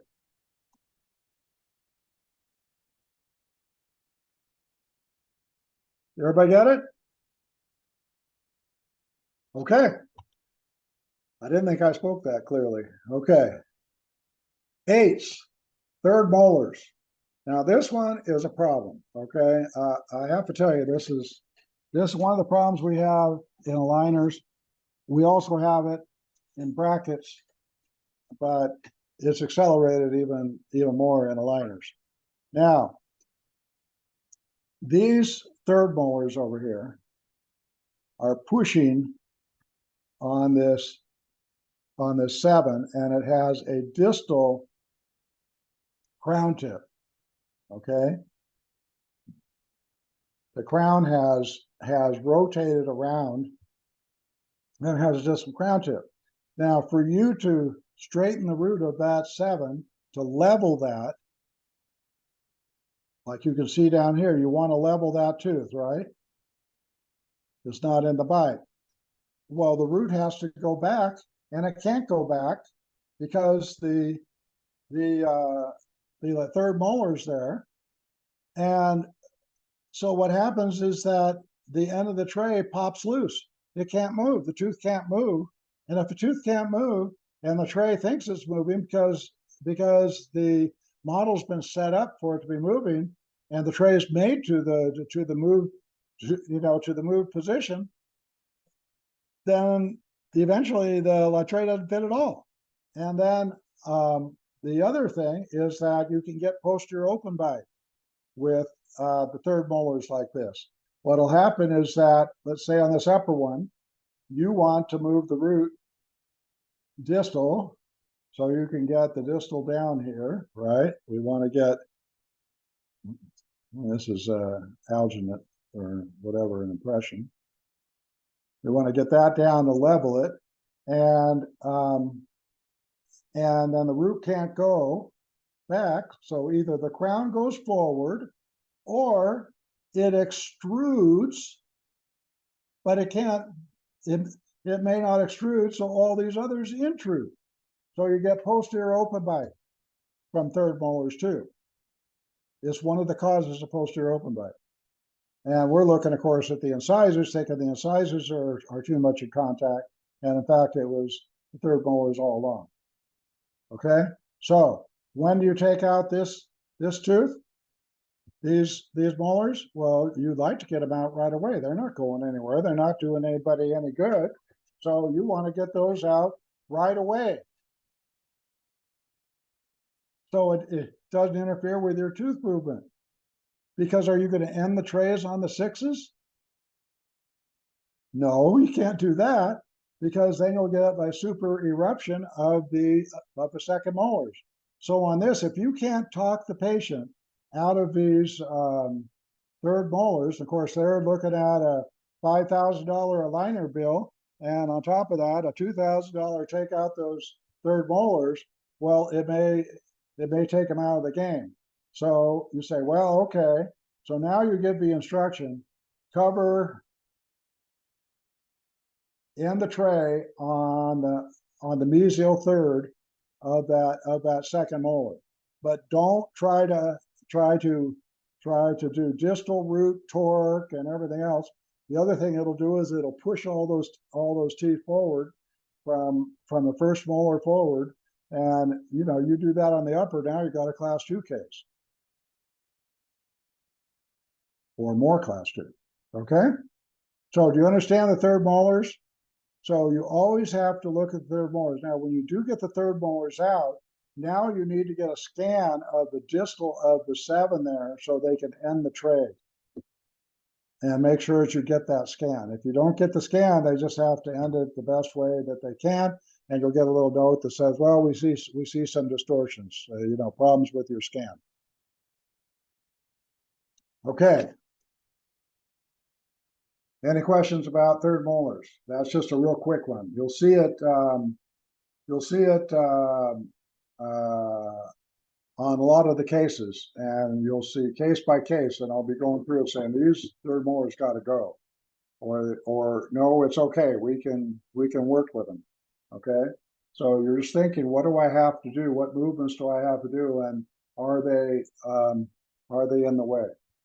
All right, let's talk about the jaw surgery protocol. This is not only for aligners, this is for brackets too, okay?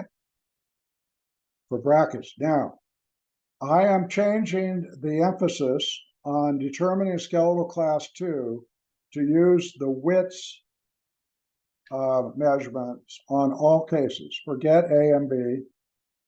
Yeah, that's right, forget A and B, I'm sorry. I know you memorized it, you got it down. But let's do widths, okay? Widths is very easy.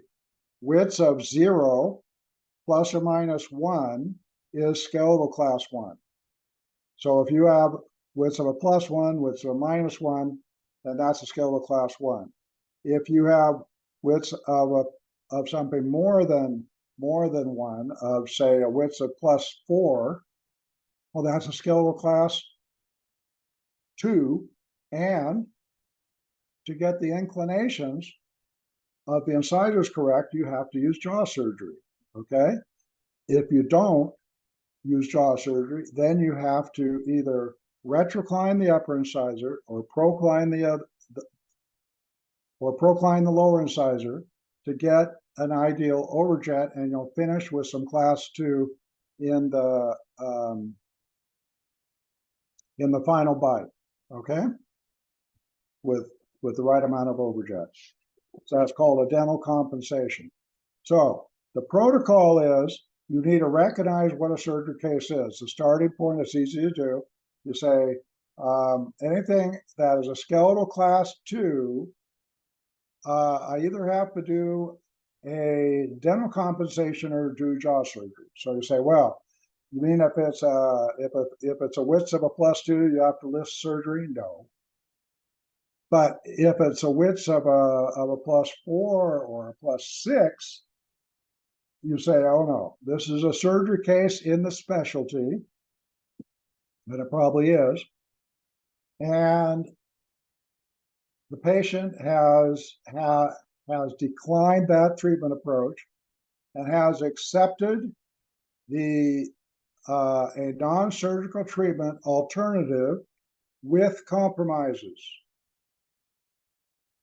Patient accepts compromise.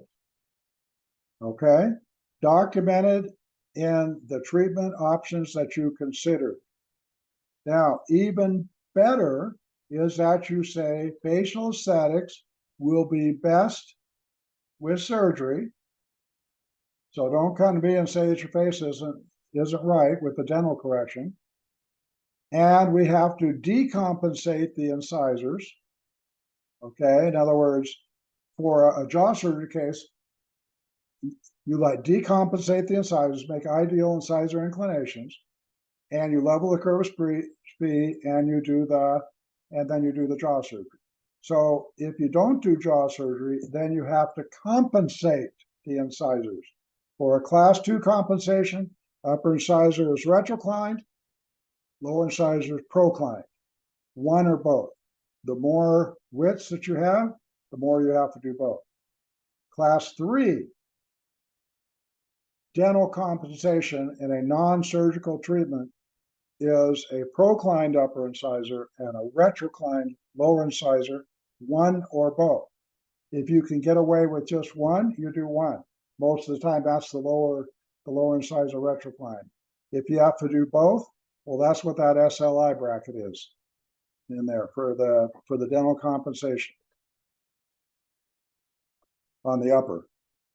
So we're used to working with a 2D VTO. All right, well, if you really want to do a jaw surgery protocol, you make a CEF VTO and you include it. So that says you seriously consider jaw surgery. Nobody can criticize you now for doing a non-surgical plan.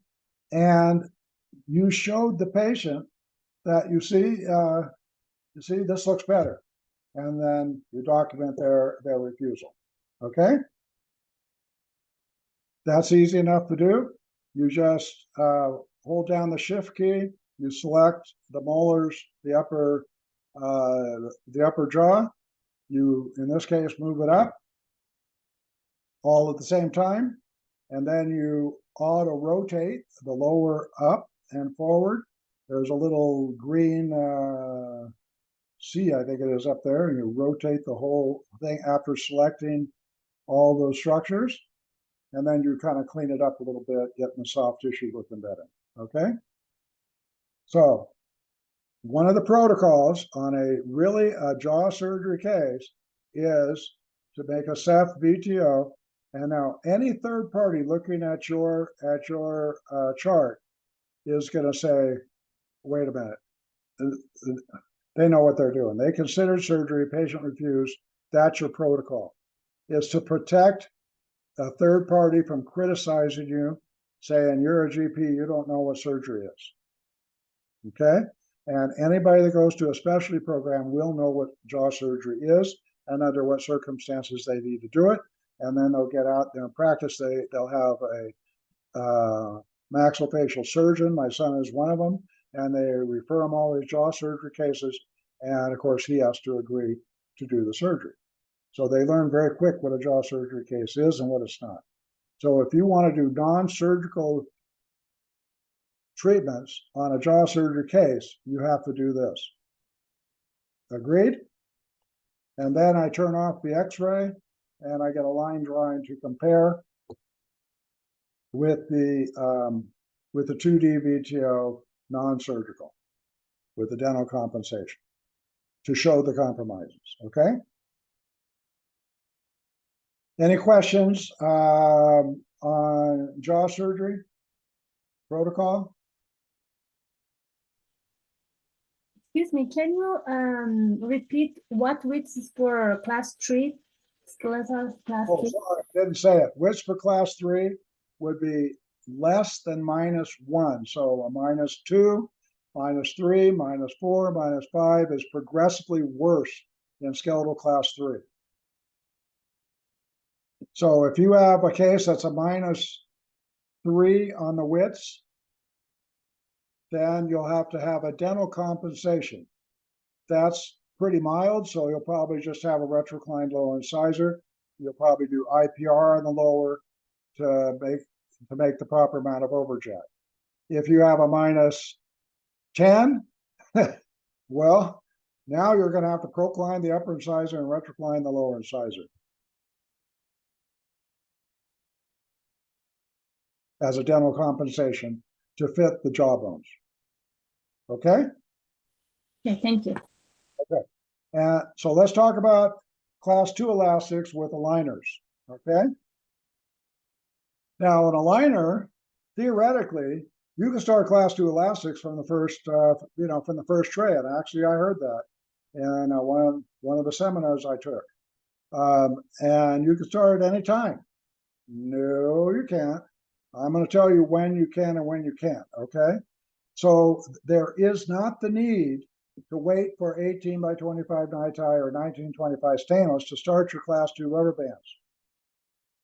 Okay, in the fixed appliance, very early we show you one where we used 016 NiTi. I used class 2 elastics, the whole thing distorted, right? Okay, so do not use class 2 elastics until this is using progressive aligner now. Until there's anterior overjet, you can look on the setup to where there's no overjet. At the incisal edge, okay, not of the lower incisor to the cingulum of the upper incisor. Okay, not the incisal edge to incisal edge. No, it's lower incisal edge to the upper incisor cingulum is all no overjet. Okay, no matter what it may look like there in the front. So don't use class 2 elastics when you don't have overjet. Second one, rotations are nearly corrected. Now on the next slide, I'm going to show you why. The elastics, I just got through telling you that you need space to correct rotations with aligners. Okay, now you put in class 2 elastic, you can lose that space, and now you lose tracking. Okay, and then you got to start all over again. So I know there's a bracket on these incisors. I see it. Don't look at it. I made a little space here, and that space there and here is being made so that we can rotate those teeth. Okay. Now, you decide you want to fix the class 2, so you hook up a class 2 elastic. A force is going this way, a force is going that way. Those spaces close. And now you can't rotate the teeth.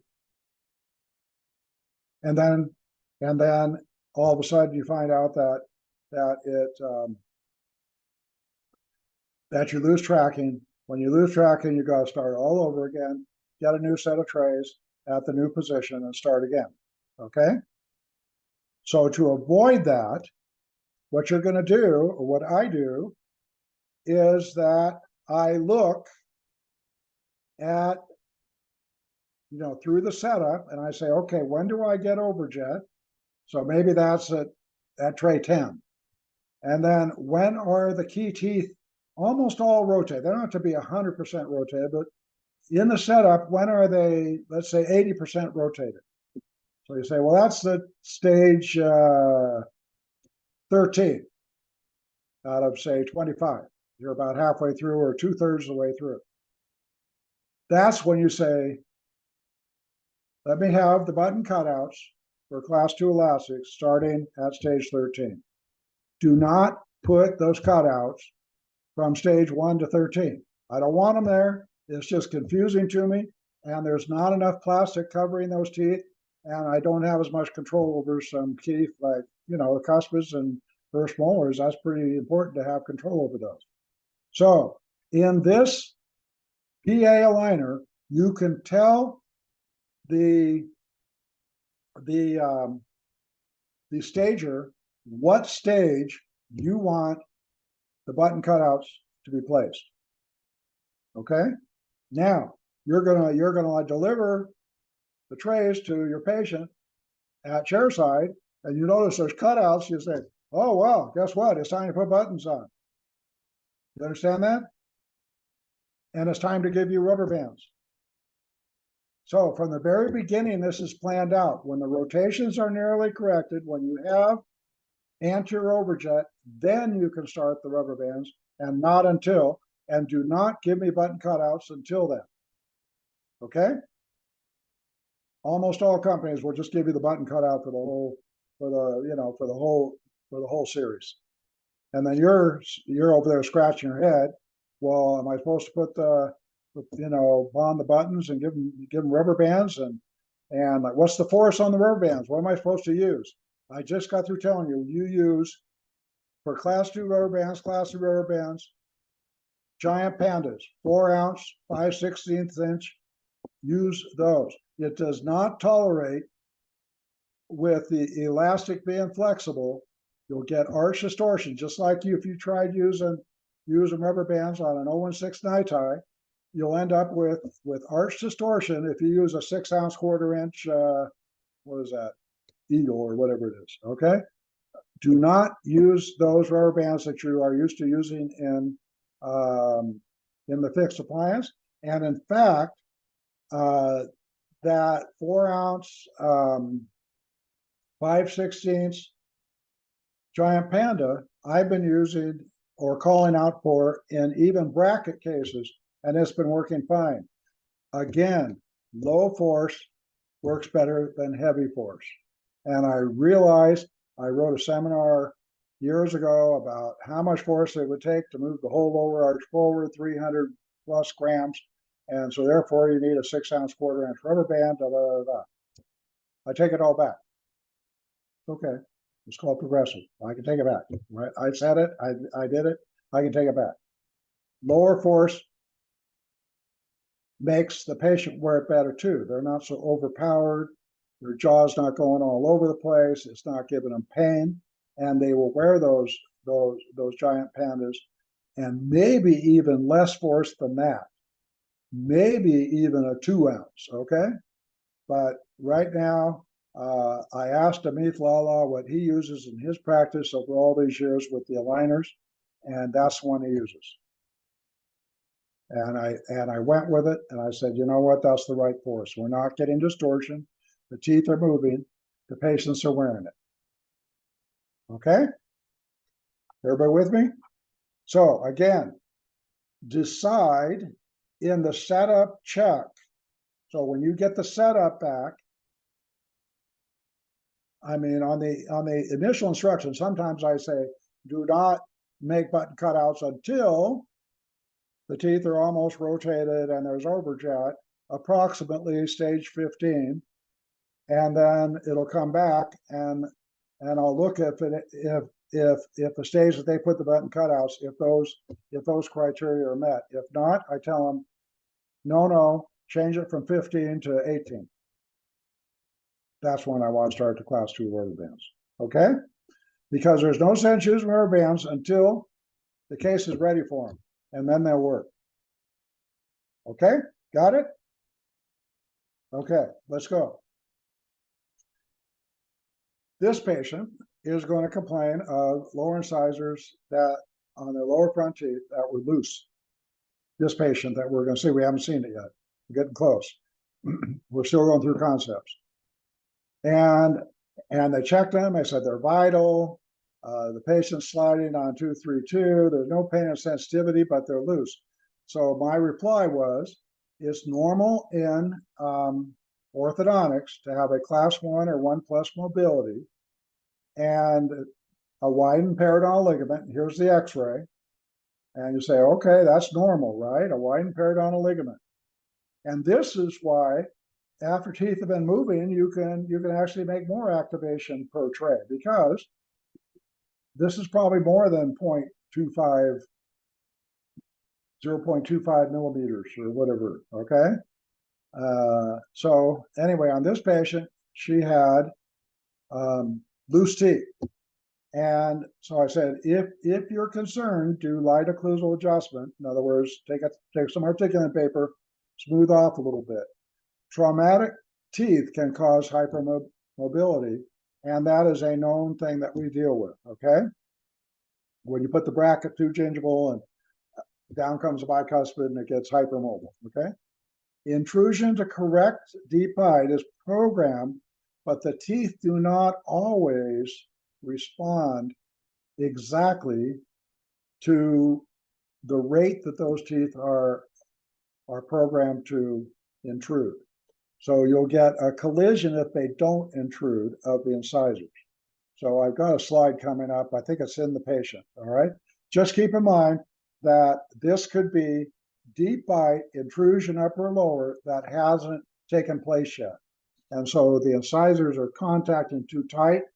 And that could also lead to posterior open bite, but we don't see much posterior open bite in PA aligner cases. It's rare. Okay. So we just don't see it. So unlike other companies, which we used to fight it all the time. Okay. Finishing aligners.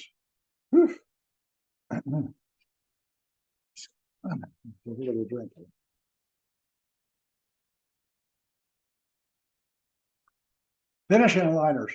This is new. This is my concept, and it's been incorporated into PA as a product. And there is a product that you can order at the end of a brackets case. And if you bought your brackets from PDS, then you get a discount to the bare minimum $500. and for 10 trays, and you can finish it up. Now, keep in mind that that periodontal ligament is wider on all those teeth, so you can do more activation. So if you did by standard 1 degree per stage, 1 degree per stage, rotate a tooth, you could probably go up to 2 degrees per stage on a finishing aligner that just had brackets on for the last year. Okay. And they could likely wear those trays a little longer to do that 2 degrees if that's what you're doing. So you say, okay, 10 times, let's say you do it like 2 degree per stage. You can have a rotation that is 2 degrees times 10. That'd be a 20 degree rotation. You could fix that, minus, it might be undercorrected. So let's say a 16 degree rotation. You could fix that in a finishing aligner in 10 trays. Well, that's enough to say I don't even have to reposition brackets, right? Unless you're off more than say 10 to 20 degrees on your bracket positioning. So this is changing the whole game. So if you back up again, you're going to finish in a liner the last 10 trays.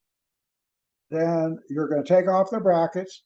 You're going to give them a finishing aligner, and then you're going to ask for increased activation if necessary. If it's not necessary, don't ask for it. And you're going to close up spaces. Oh, wait a minute, close up spaces. Okay, they have something in this product called residual space closure. It's the last 3 trays, and they count in that 10. So you're really only allowed 7.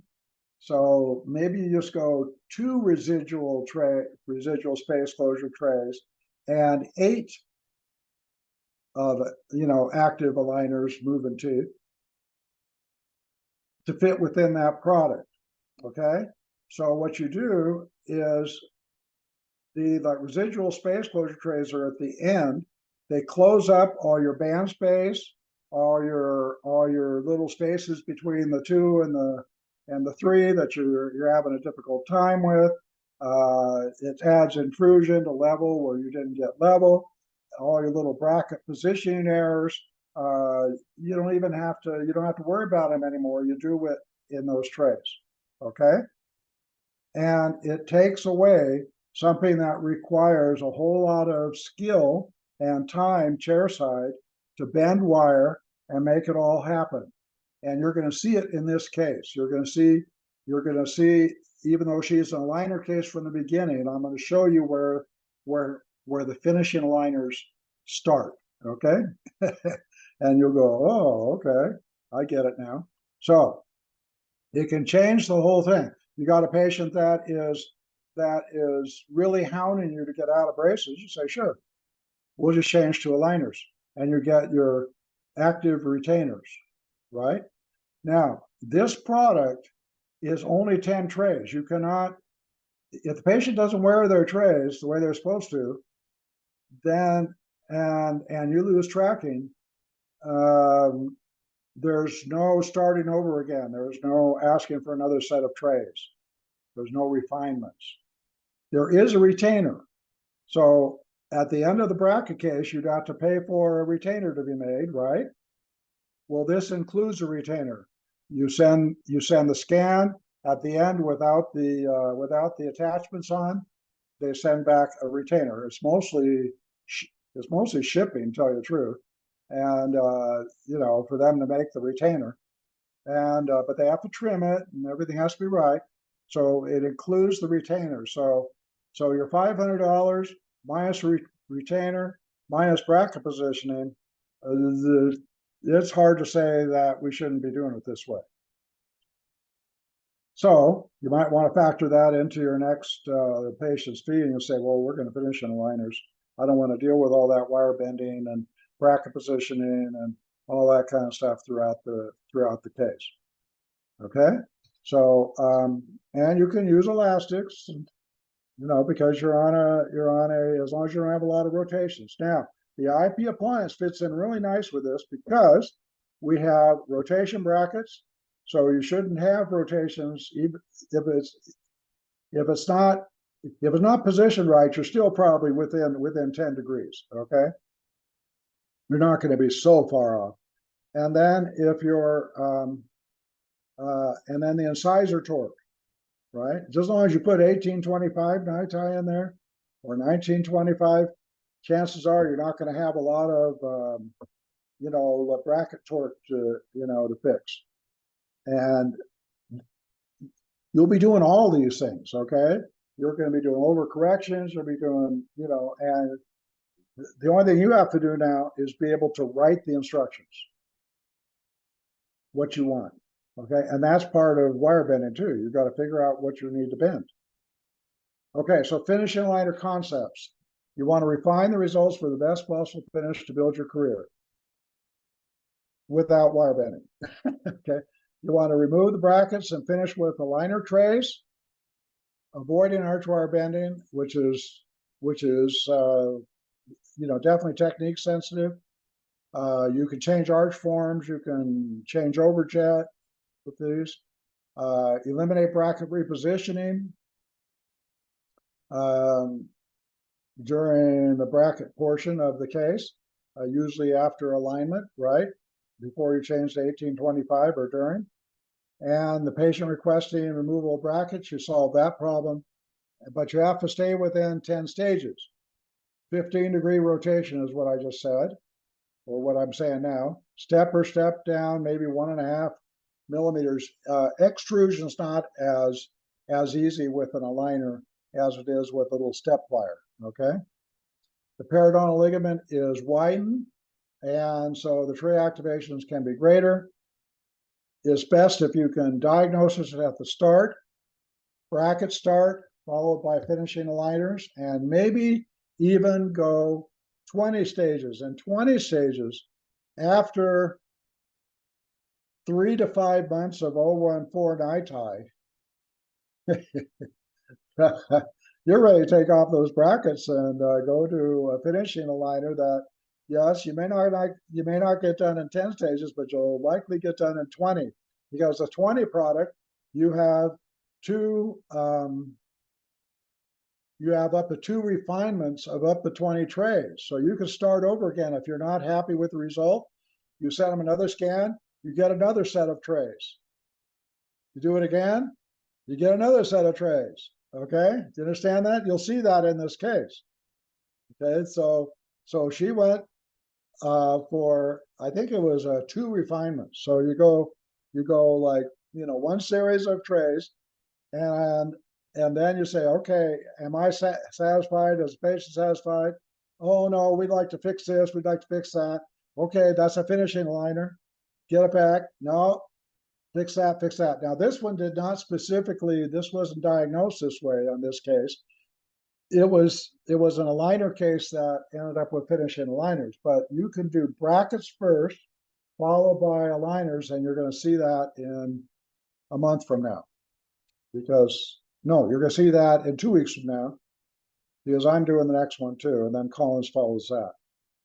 And he's doing a functional shift case, I believe. So, so you have a finishing aligner. The one for 10 is heavily discounted, but you have to have this is for those that have their IP brackets in there and stuff, and they just want to get out of the case. They've had enough, and yes, we're happy you've already paid for the brackets and bands and arch wires. Let's give you a deal on the finishing aligners. And I've had quite a few of these so far. I haven't had any 10s. They've all been 20s because they have lots of other things to do. So I've had quite a few of these requests, and but yeah, there's always some things to do that need to be fixed. So you got to be pretty close to do the 10. Let's put it that way. okay? All right, so in this case, I think this is the wire that I would have bent to get the overcorrection because I'm comparing the key teeth. This one's rotated, right? It's still rotated, right?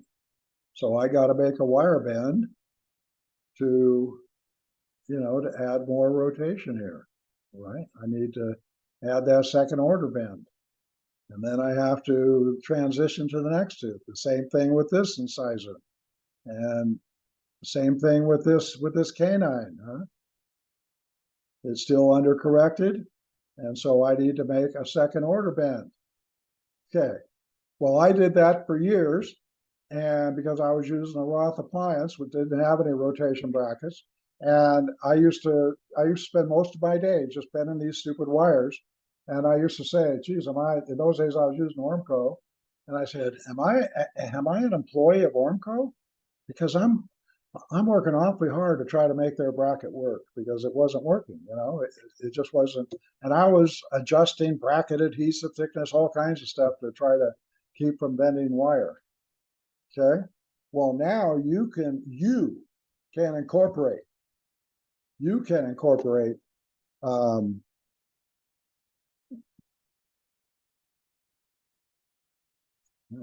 How do I do that? Oops, no. I tried to erase that. Well, anyway, there it is. Okay, so you can incorporate this. All you have to do is say, rotate to the distal. Now, okay, let me get the terminology right here so you understand. This is, in our terminology, a mesial rotation on tooth 1-1, correct? Okay, when you are talking with the technician, you say rotate 1-1 distal. So you're rotating the tooth to the distal. It's the opposite of what you think. Okay, so it's a distal rotation, and I want it to be straight plus 4 degrees or 3 degrees or something like that, over correction.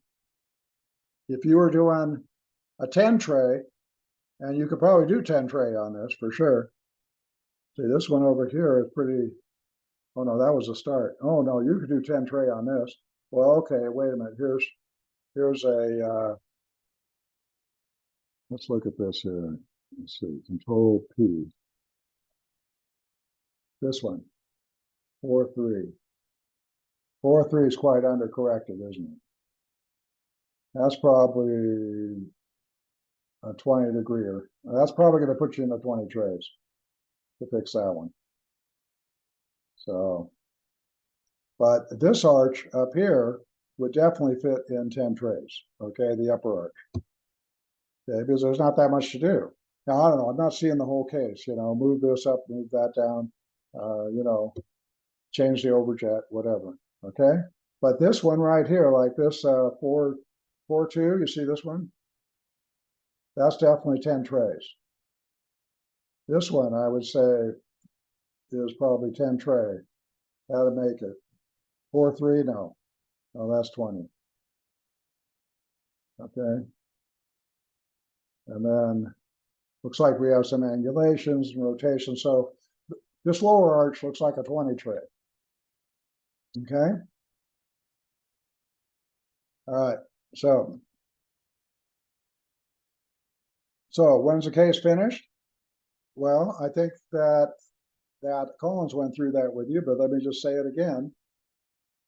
The case is finished depending on you and the patient, okay? So if the patient's tired of the process and they've had enough, you're done. Doesn't even matter if teeth are, if they think they're straight enough and they take away their informed consent to do this, do their treatment, you can't treat them, okay? And I consider that the lowest level of quality finish. The patient's satisfied, but you're not. And some orthodontists just go by this as the criteria for all their cases. And of course, they'll say, oh, I finish cases in a year. All my cases are finished in a year. That's true. You could do that. The next criteria is that your staff is satisfied. and they're a little more critical than the patient. They know what a rotated tooth looks like and what it should look like. And so it's important to keep your staff satisfied because they want to believe that you're doing great work for the patient, for them to put their name on the line and tell patients that, yeah, they should get their work done here. Don't go down the street. Okay. And then, of course, you are satisfied. Well, that's usually after the staff. And some of you, you're never satisfied because you always find some little something. And this gives you a good feeling. But the one that gives you the best feeling is like you can't find anything to do. Okay. Nothing to correct. It's perfect. And those create a passion for ortho. And of course, I think you can see I still have a passion, I hope. But it's been a very rewarding career for me. I'd like all of you to have the same experience. And after almost 50 years, I'm still excited about it. And I'm most excited about your success. And thanks again to Lucy for allowing us to show this case. So there she is again.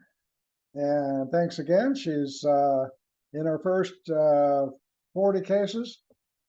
And that was pretty soon. Let's see, that was February of 19 to November 22. What's that?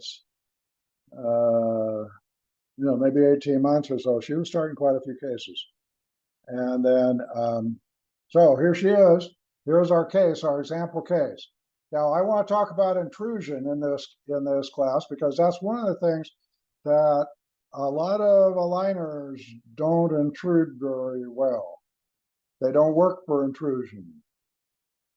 Okay, well, progressive aligners does work for intrusion, but you got to know a few things first. It's a combination of things. Now, is it going to fix all this gingival splay? Answer, no. Okay, so I want you to know how much gingival splay can be corrected, and beyond that, you have two choices. You have, wait a minute, how much torque correction can be fixed? Well, 1 degree per tray. Let's say 8 trays. Oh, okay. Let's say you went with a 20 tray finishing liner, and on that, it doesn't matter what bracket you were using. So, well, you can fix quite a bit, but aligners are not, their strength is not in torque, okay? But you'll see, I think, you'll see some torque in this case. So you'll see what happens. Let's say like 10 degrees. How about that? 10 degrees. Enough to make a difference, enough to see something, okay? In a finishing liner, again, a finishing liner, because you're at the end, the periodontal ligaments are already active. What you don't want to do is wait 3 months to put that to put the first tray in. And during the waiting time, until you get the aligners in your office, in the patient's mouth, they get an appointment. They miss an appointment, they get it again. You got to get those trays in quickly. And in the meantime, you have to make a little clear retainer. If you have something in the back, it doesn't have to be a Biostar. It could be just a suck down, like clear retainer, like roughly cut. That's good enough. But you have to retain the teeth during that time, unless they've been in brackets for 2 years, and you probably could go without the retainer. Okay, probably not that much is going to move while you're doing it. All right. So did I answer that question? Ah, Dr. Yang, hey, welcome. Yes, thank you. Okay. Yeah. So you can fix some torque, but again, torque is a strength of the IP appliance. There's nothing better than the IP appliance and our rectangular wires for torque. Nothing in the industry. Okay, but you can torque with an aligner. Figure approximately 1 degree torque per aligner So you could request 10 degrees of torque, yes, maybe even more in a finishing aligner. But since there's flexibility in aligners, you won't get all 10 degrees. That's true. Expressed on the teeth, true.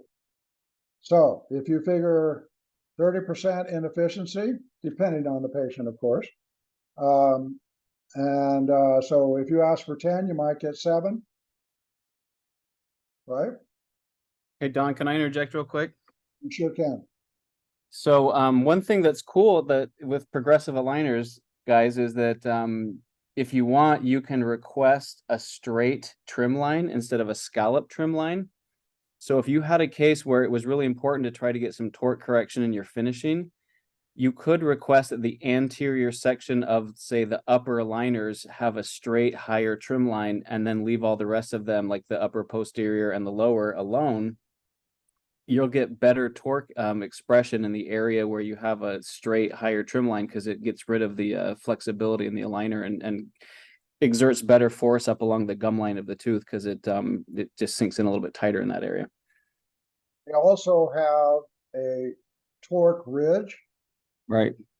That you don't bond the torque ridge, just like think of a lingual bite turbo. You don't bond those when you're using those with aligners. They come already in the aligner. It's already manufactured. Okay. Well, they have a torque ridge that they can put on the gingival that is already incorporated into the aligner, and it helps to give it a little nudge, right? So, yeah, we're working with a really good product here, and so there are options, and it takes time to know the options. How much time? Well, with every case, there's something else. There's some little wrinkle, right? And eventually, you start putting all these wrinkles together, and all of a sudden, there's no wrinkles. Okay, so here we go. I don't know, for some of you, this might be the first case. If you were looking at the last 2 webinars, Collins, this would be your 3rd case, treated with a progressive aligners. And if you did not attend, those 2 cases are available for you to review. And it's the same policy. In other words, go through some of the concepts, the title slides, followed by the case. All right, so let's look right here. Now, before you take your final scan, would you please smooth off? What happened here? Control P. Smooth off this incisal edge. It didn't work. Okay, you see this incisal edge? Refine the anatomy. Now, if the patient refuses, don't fight him on it. To say, kindly, can I smooth a few of these things off here so that we can get a better setup? Because it will affect your setup, because they don't know where the edge is. Okay, is it on this little spot here on the distal, or is it this spot on the mesial, or is it at this tip? They don't know where it is. Okay, unless you tell them. Easier just to smooth it off.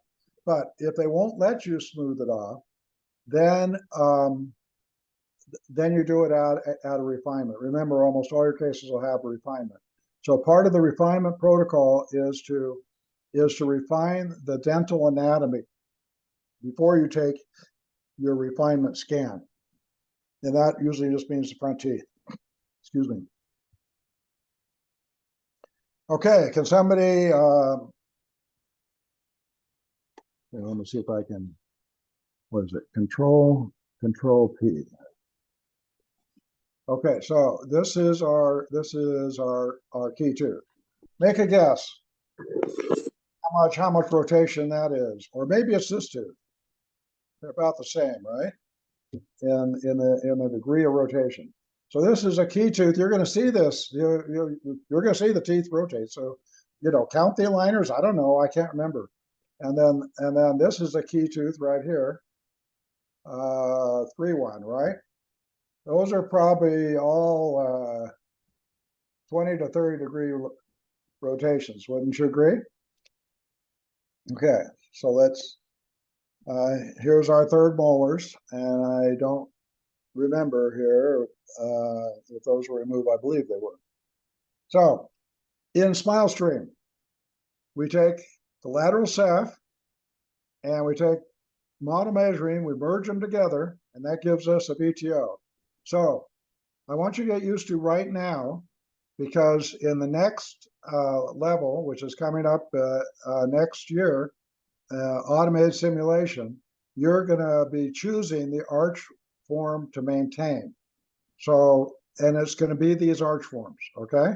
So you say, all right, this arch form is medium ovoid, upper is the arch form to maintain, and the lower one was small ovoid, okay? And that's what you're going to do come around next year.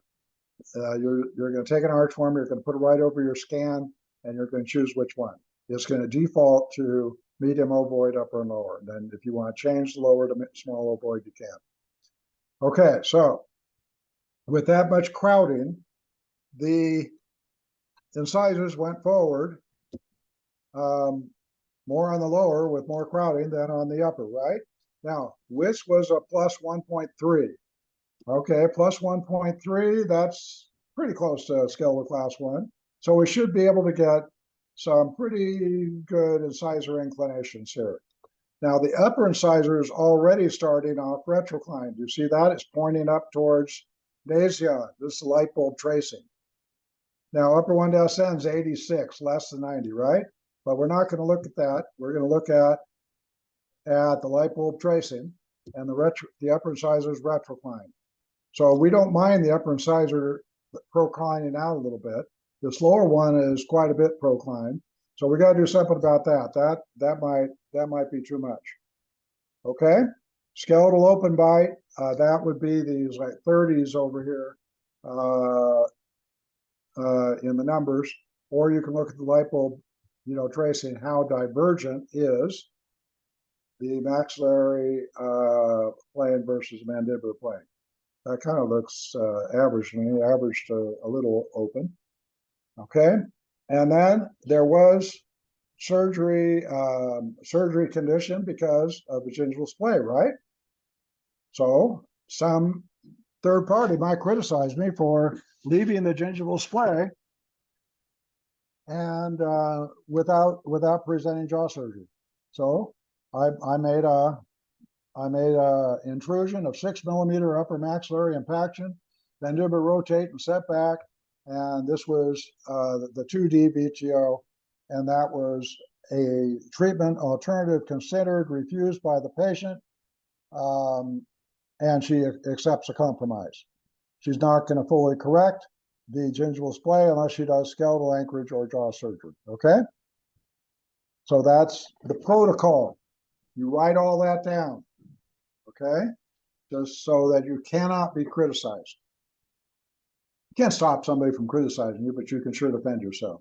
Okay, so this is extract pores and moderate anchorage. It takes out the incisor advancement. If somebody said, oh yeah, you should have done this with a first bicuspid extraction. Yeah, that was definitely something that we considered, but we considered that and decided, all factors considered, that it was best to do non-extraction. Okay, I want you to do extraction cases only with IP brackets. Do not do extraction of bicuspids. You can do upper 7 extractions with aligners. Actually, that's a really nice one. Upper 7s with aligners, no headgear, distalization. Those are really nice cases and easy to do. But bicuspid extraction cases, please, IP appliance only. Do not be using. I know that PA has protocols, for the extractions and stuff, but there's too many unwanted tooth movements. Okay, so just don't do it. But if a patient says, I am not going to start this case, you cannot treat me. I won't pay you my money unless even though it needs extractions, I'll accept that, but you got to use aligners. Say, okay, well, I can use aligners, but I got to follow it up with brackets. Or how about if I start with brackets and the minute I get the extraction spaces closed, then I switch to finishing aligners. How about that? Well, how long is that going to be? Well, let's see, I got to get up in 1925. Well, that's going to take some time. I don't know, probably about a year to a year and a half before I can get you into the aligners. Will you accept that? Right? So if you've got both capabilities, you can negotiate. But don't go just straight aligners when you're doing bicuspid extraction. That's just I'm responsible for your career. I want you to have a big smile on your face at the end, like I do, and that's what I want you to do. Okay, so this is the expansion with the arch wires repositioned, by the way, so that I'm not calculating how much crowding. Medium ovoid is expanded for this patient, expanded 3 millimeters upper, 2.5 millimeters lower at the bicuspids. IPR 4 millimeters to make this picture on the upper and 3 millimeters lower. So a lot of IPR. For me, 3 millimeters is pretty much what my maximum. If I go to 4 millimeters, now you're going 0.5 between the 5 and the 4. Okay, so that's kind of uncomfortable. So, but to make it, that's what we do. So this was our non-extraction BTO. Can I do this with aligners? Well, it's our case, so I guess so. Okay, so by the way, how far did we intrude this upper incisor?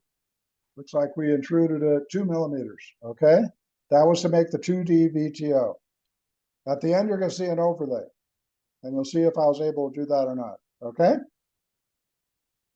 Now, what is that, by the way? Here, let's go back. Let's see, I think we have a scan coming up here. No, there's no scan on this case. Okay, let's go back to here we go. Here we go. Let's draw an imaginary line. I'm looking for upper curve of speed. I know you know lower curve of speed. If I can draw a very straight line. So what I'm going for is a line between we're in this one too. The first bicuspid, because this is going to be in our automated. The first bicuspid, you're going to be placing a point there. First bicuspid and the distal cusp tip of the lower first molar, and you're going to draw a line there, okay? And that's going to be the occlusal table. Now the upper incisor is not, there's not much of a curve of speed here in the upper, you see that? So leveling the upper, in this case, is not going to give us much intrusion. We have to intrude probably 3 to 3 here to get much intrusion here. So are we going to fix the 6 millimeters of gingival splay with alignment? No, no, no. With leveling? It's not going to make much of a difference. So if she wants to fix that 6 millimeters, she's going to have to put some brackets on her teeth, because I've tried some intrusions with aligners and I'm a bit closer, but not yet. We don't have the tools at the moment. So Gosh, I didn't get it right. so you have to use brackets and skeletal anchorage, okay? If you want to go further. But you're going to see how far I went. Okay, so then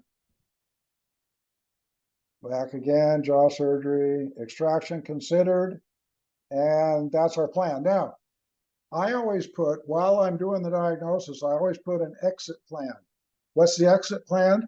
The exit plan is if this patient decides, I'm kind of tired of wearing these plastic trays and I can't feel my teeth and, I can't wear them as much as I want to. Could you just put some brackets on my teeth so that I don't have to think about putting them back in again?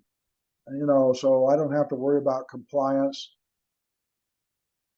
And besides, you guaranteed them that you were going to straighten their teeth, right?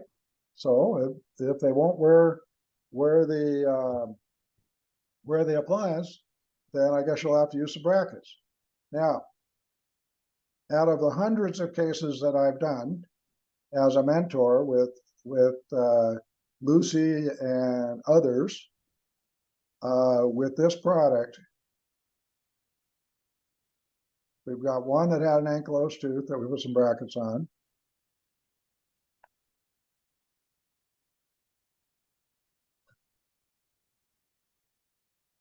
That was it. One. I don't want to set your expectations too high.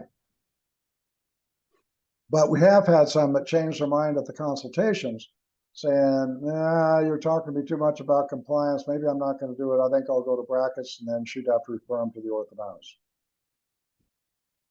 Okay? Get it? But brackets following a liner, we haven't had much of that. Okay?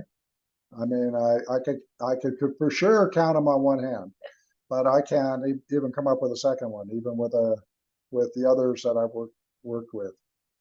I don't think we have any. So, in other words, we have worked our way through all the aligner cases. Now, brackets first, followed by aligners. Now, that's something I'm going to talk about in 2 weeks. Saturday at September 9th, I think it is, 8 a.m. 8 a.m. Pacific time. Europe is favorable. Okay, now consultations. I've included consultations. In the beginning, I didn't, and then I went back and I said, no. If you're going to talk about anything, please talk about consultations.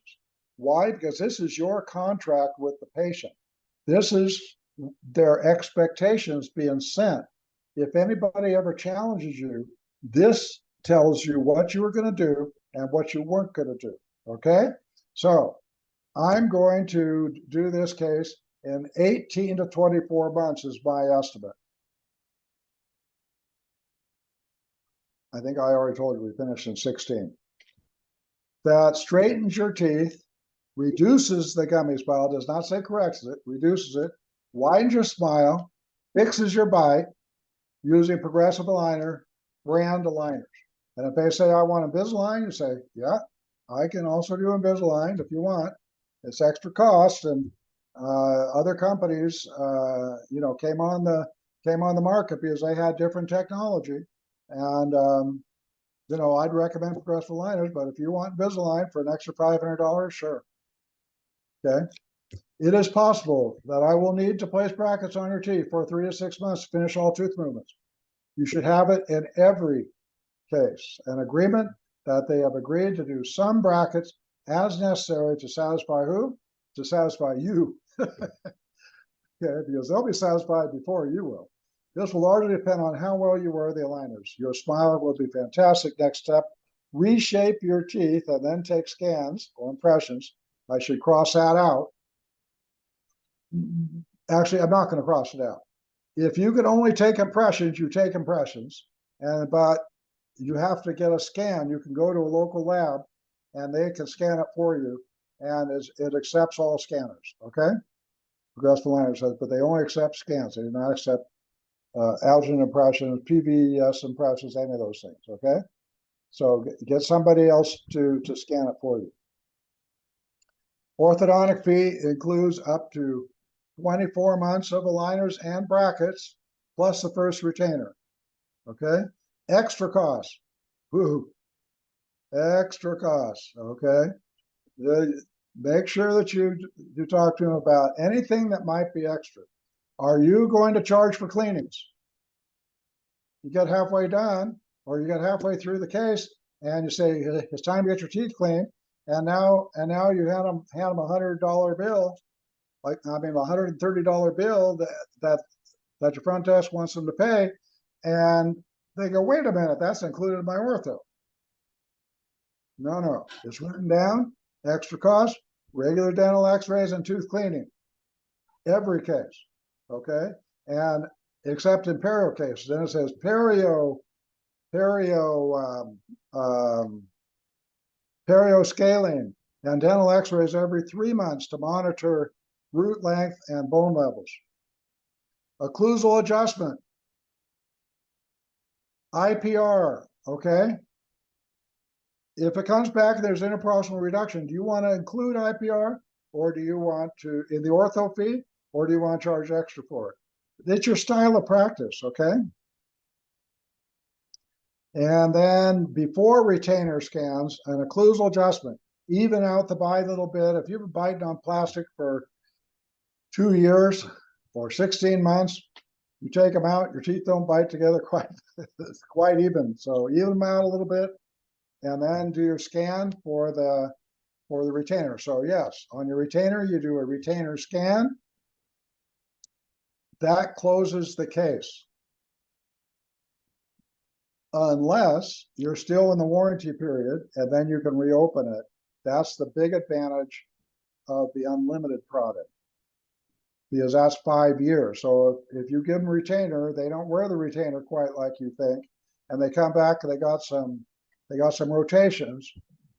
You can reopen it, pay no extra fee, charge them a little fee for the trouble, and you can realign their teeth. Okay. But you cannot do that on, well, let's see, you can on the 20 and 30, but it's got to be within 3 years, I think. So I think you can reopen it. I think, okay. And then if on the 20 and 30, once you order the retainer, the case is closed. okay, thank you very much for clarifying that. Yeah. Case is closed, done. That's it. Okay. It's only on the unlimited one, which is another $300 or something, that you've got the insurance up to 5 years. Okay. That you can get some more trays. I'm not sure you can get another retainer though, but I don't know. Might have to pay something. I don't know. Okay, so if you have some severe rotations on key teeth, especially, you would probably be smart doing a fiberotomy at the end of the case. Separate the gum tissue from the tooth with a little blade and local anesthetic, and let it heal back to the new tooth position. And then if they don't wear the retainer and they do come back with that tooth rotated again, then you say, oh, I've done everything. I even did the fiberotomy and it still rotated. Now, if you don't do the fiberotomy, speaking from experience, they come back and say, darn it, why didn't I do the fiberotomy? Okay. So I always put fiberotomy in there. If you choose not to, that's your business. Okay, so again, you got to say it right to get the patient to agree to spend $5,000 with you. And you've got to have your agreement, everything understood clearly. Okay. So I think this is good enough. I don't think if you write it like this, you don't hardly even need a contract. But, you know, theoretically, you need a contract in the field of orthodontics. You know, something that says I'm a specialist, things like that. Most people don't do it, probably. Okay, submission instructions. The upper midline is centered.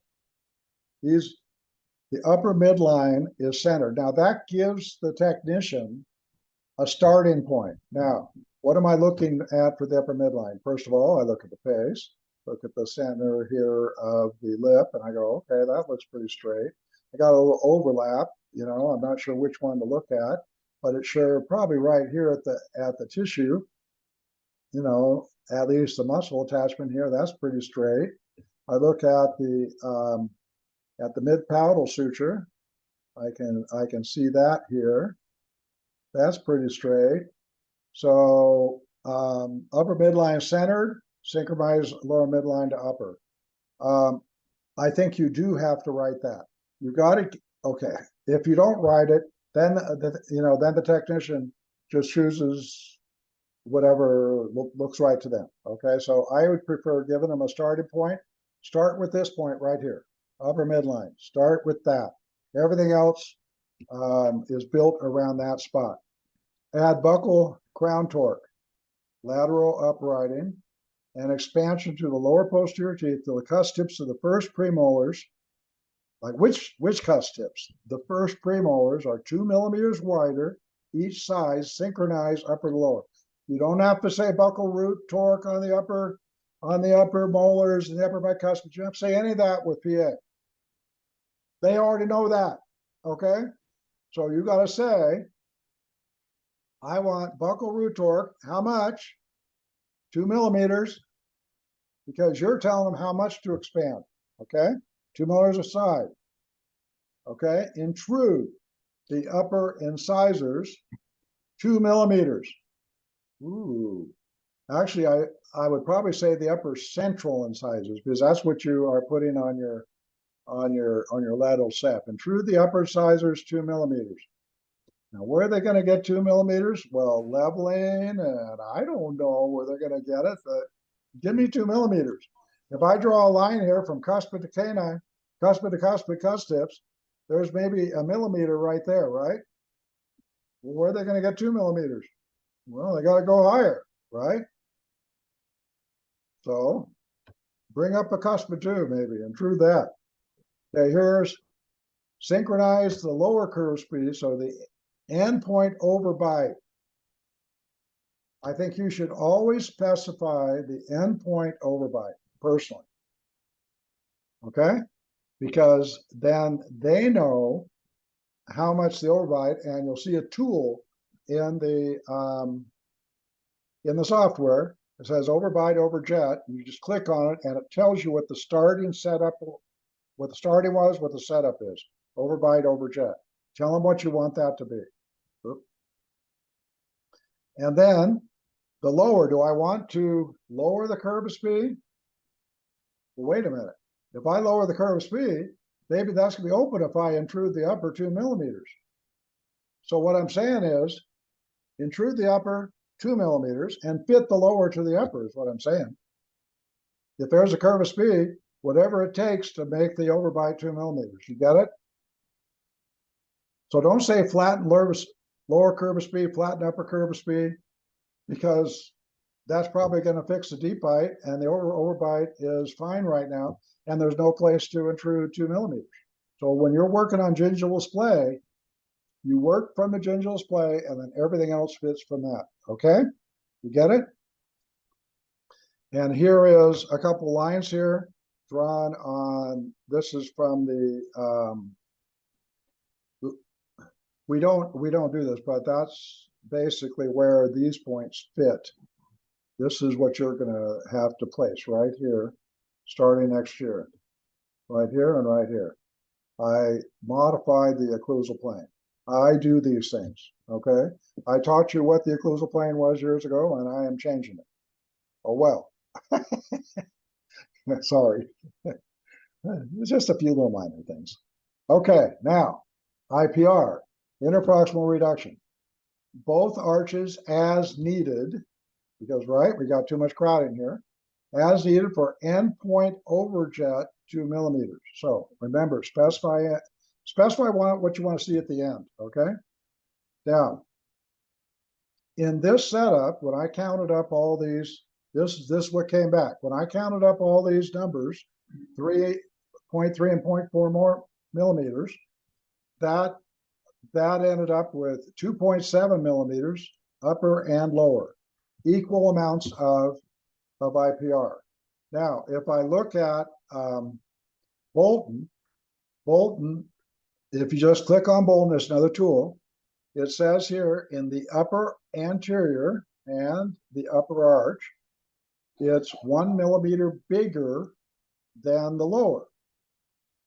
So if I do equal amounts, and it's a perfect class 1, then I'm going to have a little extra overjet, a 0.5 millimeter, because the upper teeth are proportionately wider than the lower. Okay? So this is automatically done for you. You don't have to do anything. It's just there. You can refer to it as one of the tools. Rotations.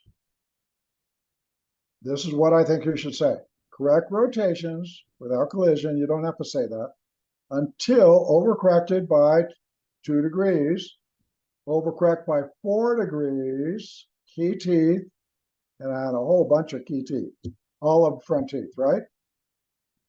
See that? So on 2-1, one of our key teeth. That was a 26-degree rotation. Remember I said probably 25. And down here on 3-1, that was another key tooth, and that was 21 degrees. Okay, so factor that in. You're going to see in a minute how many trays this is. Okay. So what's the key tooth? The key tooth to me looks like it's 2-1. That's the key tooth. Notice, by the way, that this key tooth 3-1 does not have an attachment. Ooh. 21-degree rotation without an attachment. Ooh. That is a test of material right there. Okay. Okay. Those are the kind of things I like to see. Attachments. All attachments with gingival bevels. I think you don't have to say that, but I keep saying it anyway. You know why I say it? Because the hardest thing for the patient is to remove the trays. And they can break the trays removing them. They can break the attachments removing them. They can debond the attachments removing them. So I want to see gingival bevels, occlusal,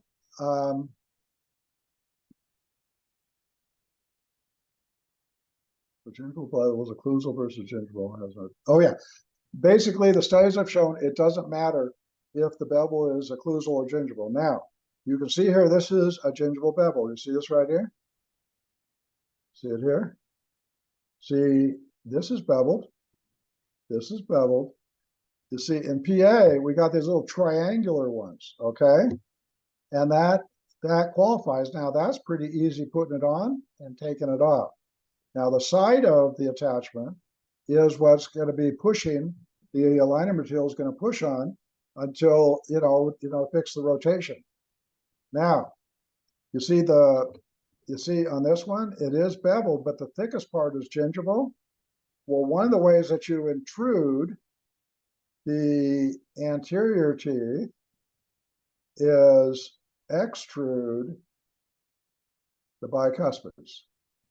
Kind of like a reverse curve nitide. Think of that. Okay? So here we got the flat surface, and that's adding to what the aligner has to push on the incisal edge and the cingulum, even though that's at an angle. Okay, so endpoint parameters, here in this case, I actually said 1 millimeter over jet and 1 millimeter over bite. Our normal is 2 and 2. Okay, our normal is 2 and 2. So why am I saying 1 and 1? Because I want to overcorrect that. That's why. Okay, I want to overcorrect it. So the again, if I say intrude 2 millimeters, well, you have to ask for more. You got to ask for 2.5 or 3. Okay, so this is one of the tools for the endpoint parameters. Attachments. They have what's called an extrusion attachment, and extrusion is, I'll call that universal. I mean, you can almost use that anywhere for rotations or extrusion, intrusion. It works just about on all tooth movements, to tell you the truth. Then they have small, medium, large. Then they have rotation plus extrusion. You can see you can see on the side of the tooth there is a flat surface. So that's what the tray would push on to rotate the tooth that way, right? Okay. And let's see here, rotation attachment. This is just a vertical attachment on the rotation attachments here. And you can see that they're just vertical with a flat surface on the side, gingival bevel, so you can get it off. Okay, rectangular vertical attachment, medium, right? Retention attachment, that would be just to hold the tray in. Okay, some of them you don't want the tray to pop off. You just want to use the attachment so that the tray seats all the way and stays seated. And so that's the attachments in this case. So here's our setup. comes back, has all this IPR, 2.7 millimeters upper and lower. When are you going to do that? Well, you look at staging, or you put your mouse over the number, and that tells you what stage. Okay, and so this looks pretty good, right? We should just accept that. Oh, by the way, there is this. See, I didn't point that out. I should point that out. Here it is. You see this right here? A blocked out buccal crossbite, lower premolar. Okay. So do I want to use a class 2 elastic off of this molar and push the molar forward while I'm trying to align that? No, the aligner's got to push those teeth apart to make space for that tooth to come in. Okay. Well, what they did on the first one, they did an elastic, a cross elastic from a lingual cutout to a buccal cutout on the upper. And I'm sure this patient wore the elastics, but it didn't work. Okay. So that didn't work in the first setup. Here's the lingual button cutout, and it didn't work. Okay. Why? Because she was probably wearing this. There was a class 2 elastic in there somewhere. And so this is the buccal to the lingual. I think it's on the next setup. So they were using posterior cross elastics. Okay. But you can see how much tray material gets lost when you make a button cutout. Okay, so it looks pretty good, but if you start going tooth by tooth and saying, well, wait a minute here, let's see, I want to move. Oh, this is reading superimpositions. Let me explain this to you. The gray is where the tooth started. The white is where it moved to. Okay, so on this rotation, 2-1, the gray was rotated, and it was rotated this way to end up where the white is. On this one, remember the upper 7 was there. They extruded it down, but wait a minute, we had a third molar up here. We had we have a big buccal attachment. Wait a minute, there's no attachment. What are you gonna what's the tray material gonna push on to push that down? There's nothing to push it down. Okay, so this is what you look at. You look at the tooth movement, and then you say, is the attachment appropriate? Now, to intrude, you see these intruding here? It started out here. I asked for 2 millimeter of intrusion. There's the intrusion. There's the intrusion. There's the intrusion. There's intrusion even on the canines. You see that? And they intruded the lower incisors as well.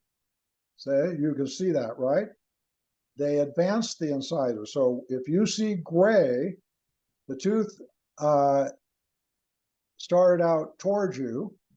If you see all white, the tooth is coming towards you. This is advancement right here. These teeth are moving forward. That tooth's moving forward. Okay? This tooth is rotating. One side is coming forward, the other side is going back. You see that? So you learn to look at the superimposition. This is one of your main tools. Here's expansion. Okay? Now, it started here. It moves in or out.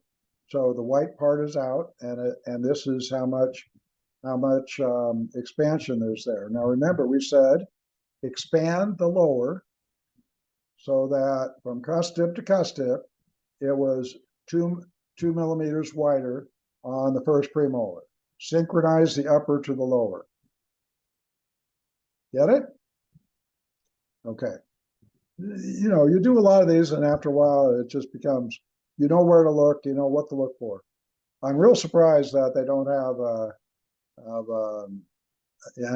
an attachment on this one, and that it got by me, and I didn't ask for one. I guess I have not always been as good. Okay. Now, here are some tools to evaluate the setup. This is your screen. So this is your staging. Okay. Now in this one, they started out, this tooth would be finished moving, so they stop it. Then this one, they'd move it and it stopped it. Today, they move it all the way to the end. They just slow down the tooth movement. You know that?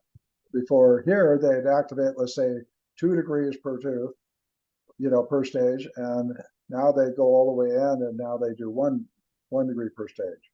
So this wasn't always the case, okay? And then these are IPR.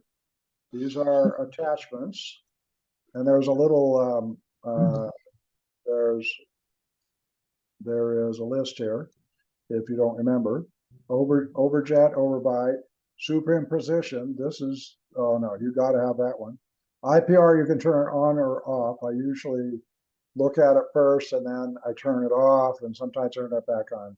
I rarely turn off attachments. So these are the ones that I usually use. I know some people, Collins likes to look at Bolton more than I do. I don't always look at Bolton. Okay. So when you press the overjet overbite, you get this here. And then this is your big one right here. Tooth movement tool, crown and root. Okay. Tooth by tooth. You just click on the tooth, it turns color, and it tells you on the root in all these different dimensions where it's moving. Okay. So, and then this is your timeline where you go from, this would be stage 3 or something, all the way to stage 23. Okay. Okay. So I assume that's, so modifications to that. So this was the actual modifications. Upper wisdom teeth will be extracted. Distalize upper right molars to full class 1. Okay. Upper right cuspid needs to be class 1. Now, let me talk about this. Class 1 in aligners is different than class 1 with IP brackets. We don't have the same torque control. And because of that, we have a little dental compensation with the aligners. Plus, you have to fit 2 sets of aligner material between the upper and lower incisors, and that creates a little bit of overjet, okay? So your class 1 aligner is maybe 1 or even 2 millimeters class 2, okay? This one, though, looks a little too much. This one looks like class 2, 3 millimeters, okay? So upper right second molar needs an attachment for this movement, so they got a problem because they got to get rid of that button cutout, right? And then distalize the molars upper right first, then do IPR calculation for normal overjet and overbite. So in other words, don't be asking us to do IPR of the front teeth until you've got the molars back to the right place, okay? So this was the instructions for how they would modify it. So we have some more modifications. Need IPR mesial upper and lower right first molar. Wait a minute here. Upper and to mesial to lower right first molar, right here. I got a big F. Why? Because we got to make space for that blocked out tooth, right? Which is, by the way, let's see, this is 4.2 intrusion, regular root torque. Oh, this is our key tooth, right? Oh, 4.2, this one. Okay, so 4.2, this one has labial, 1 millimeter labial. I don't know where they measure there. Then this is the crown, and then distal rotation, 9 millimeter rotation, and then labial crown torque. Okay, this is labial crown torque. Lingual crown torque. So the root is is going back as the crown is going forward. And then on the root of 4-2, the root's going back further than the crown is going labial. So I would call this lingual root torque because the translation is greater than at the crown. Okay, the root apex is moving lingual more than the crown is moving labial. Okay, so that would be more lingual root torque. Okay, anyway, you get it, right? All right, setup number 2 comes back after those instructions. Okay, now we have a hook cut. This is for the elastic.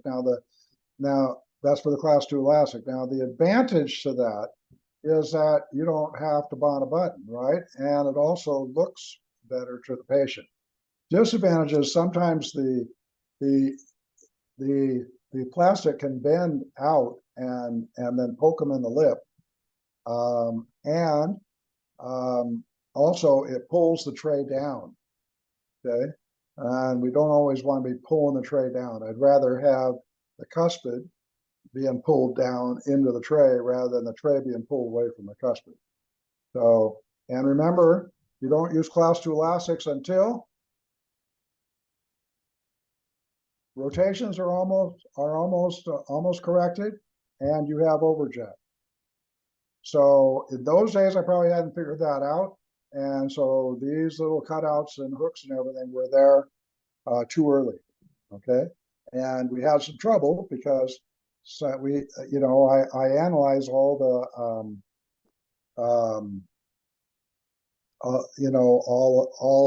all of the failures in tracking to try to figure out what happened. Did they move the tooth too fast? Did the patient not wear it? Did the elastic close up the space? And that's where I found these things, okay? I passed them on to you. Okay, let's go, keep going. All right, so superimposition number 2, we have an attachment that's been added as per instruction. They took away the little button cutout. We still have a button cutout there. We still have a class 2 elastic. I don't remember where that was. I'd have to look and see in the setup. You scroll through and see it. IPR proposed 1.4 millimeter upper, more in the lower. So things have changed, right? And we had more tooth mass in the upper than the lower, so this made it even worse. Okay, so here we go. Scheduled IPR and PA staging. We had some right at the very beginning. The tooth may not be straight. We had some back down here at stage 20. I don't know what that was. You'd have to click on it to find. Oh, there it is, 13. And we had some there. So it's sprinkled throughout. Now, some people want to do it all at one time, and that's okay, but you got to ask for that, okay? And you can see that some of these teeth, they didn't even start moving until about stage, 13 or something, then they only moved it for a short distance. You don't see that much anymore, except on distalization. You'll see the molars go back first, then the bicuspids, then the cuspids. So you'll see things going. So these days, it's kind of all at the same time. Change. This is the reasons for IPR. There are many reasons for IPR. You say, well, why do I have to do IPR? Well, one of them is to make the arches fit better together. And you have anterior or posterior IPR, and that you're following Bolton proportions, okay? Another one would be to reduce black triangles or reshape tapered incisors. So sometimes on a tapered incisor, use IPR to straighten up the contact so that you don't get that triangular space. Change anterior overjet. That would be if you did IPR in one arch and not the other, okay, to change the overjet. And then create space for rotation. Reduce intercanine width to improve retention, okay? That's generally on the lower. Reduce incisor advancement to avoid extraction. And intrusion or extrusion. Now, I heard extrusion, you need space on either side. So if you're going to extrude a tooth, you need space. Now, if you have posterior open bite in some of your cases from another company, then one of the things that you might want to consider is in the setup, when you ask them to extrude those molars back down, that you do a little 0.2 or 0.3 IPR between those molars that you're asking them to extrude, okay? I know it's uncomfortable trying to get in the mouth and you know, run a strip through there, but extrusion or intrusion. So let's go back a minute. Intrusion. We are planning to intrude the upper anterior, right? But there's only IPR in a certain group of teeth. Okay, so today I would say, give me 0.2. That's all you need. Just lighten those contacts as you're trying to intrude or extrude. Okay, so the Bolton, remember, showed more in the upper than the lower, and then this is modifications. Upper right first premolar needs distal crown rotation. This is actually a meath. And all posterior need 5 to 7 degree buccal crown torque. Please use attachments while distalizing the upper second molars. Let's see if we can see the distalization. So 19 trays approved. Wait a minute. We're doing what was it, 25 degrees and 19 trays? That's more than 1 degree per tray, right? Okay. Without an attachment. Okay. Remember, we have a 21 degree rotation down here in 19 trays. So we'll see if it works, right? Superimposition, where's our distalization? You see it?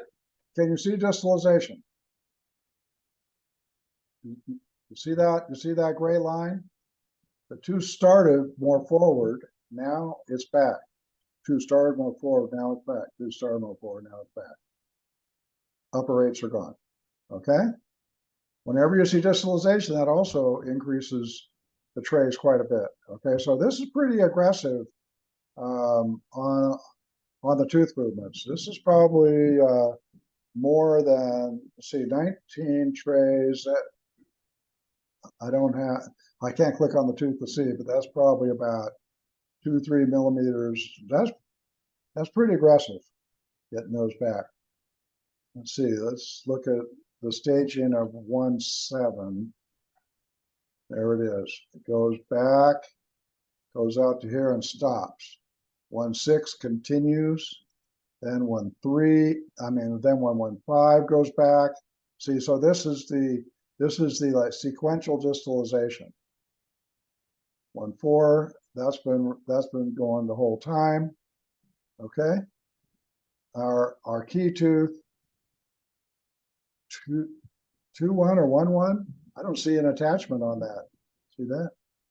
We're doing our key tooth with all those rotations without an attachment. That's when you have good material, people. You won't see that anywhere else. Oh, heck no. 26 degrees with no attachment. It's got a nice flat surface to push on, though. You know, it's got a flat surface on the on the facial and on the lingual. So we'll see. And then 1.2 millimeters intrusion. Wait a minute, I thought I asked for 2. That's right. And then 3-1, we had this again without an attachment. We have a 22 degree rotation on a small tooth. Small teeth, you need attachments more than big teeth, okay? So I'm more comfortable with the upper big incisor rotating than I am with that little one. Okay, but we'll see in a minute. I'm going through the key teeth. Key teeth 3-2. This one started out here. It goes here. There's a little bit of rotation, not so much. Labial, the the crown is moving forward nearly 3 millimeters in 19 trays. That's almost 2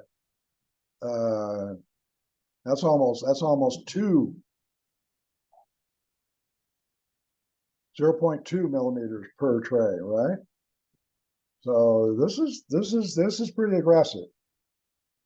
I mean, is it necessary to get done in 19 trays? Not really, unless you're going for a 20 tray package. I'd rather just go, slow it down, make sure we don't lose tracking. Okay. All right, but we'll see. We'll see if the reason for 2 refinements was due to tracking or due to just the incomplete rotation or something. Okay, so this is our key 245 that was lingually inclined, that had the posterior cross elastic attached to it. It has to move at the crown 2.3 millimeters buckle, and the root is going lingual. Okay, so that would be buckle crown torque, if you want to learn that term. There it is right there. You move the crown forward, you keep the root where it is, or in this case, it went a little lingual. Okay, but it isn't going to work. Here's stage 6 of 23. 23, I thought it was 19. Anyway, it says 23. Okay, so there it is. Oh, a revision. See, it failed at 6 trays. Probably too aggressive. And I think that class 2 elastic was working. Let me see here. Well, I think there was a class 2 elastic down there on this right side, squeezing down that space for that 5. I think that was the reason why. But anyway, there's been some improvement, but it lost tracking. Okay, so here's revision number 1, not refinement. 12 trays, only 12 trays, 6 and 12. Hey, she gained by losing tracking. That's not good. Let's see, here's a question. I tried the first PA aligner, feels less stiff than ClearCorrect. Oh yeah. Yep, it's flexible. There you go. That was just a comment, I think. Thank you. Thank you for the comment. Okay, so this one, now we have an attachment on key tooth 3-1. Okay. Let's see, was it 3-1 or 4-1? I can't remember. That was well, wait a minute. That looks like, look at that. So she straightened out a lot in just a few trays. Tray 9, 6 months later. Okay, things are looking pretty good. So this is probably about 15 trays, huh? All right. There's our little button for the cross elastic. And that was the start. And you can see the edges have been smoothed down mostly, 90%. Okay. Lower incisors are loose. I told you about that. And you see we have this intrusion. We have incisor advancement. I can see the incisors going forward, slamming against the upper incisors and causing some problems, right? We get that also in the brackets. When you have more crowding in the lower, you put an arch wire in there, the front teeth go forward, but the upper teeth are in the way. They're hitting against the cingulum, and so what do you get? You get spaces, and then if you hold back the spaces with chain or lacing, then the lower teeth don't straighten, right?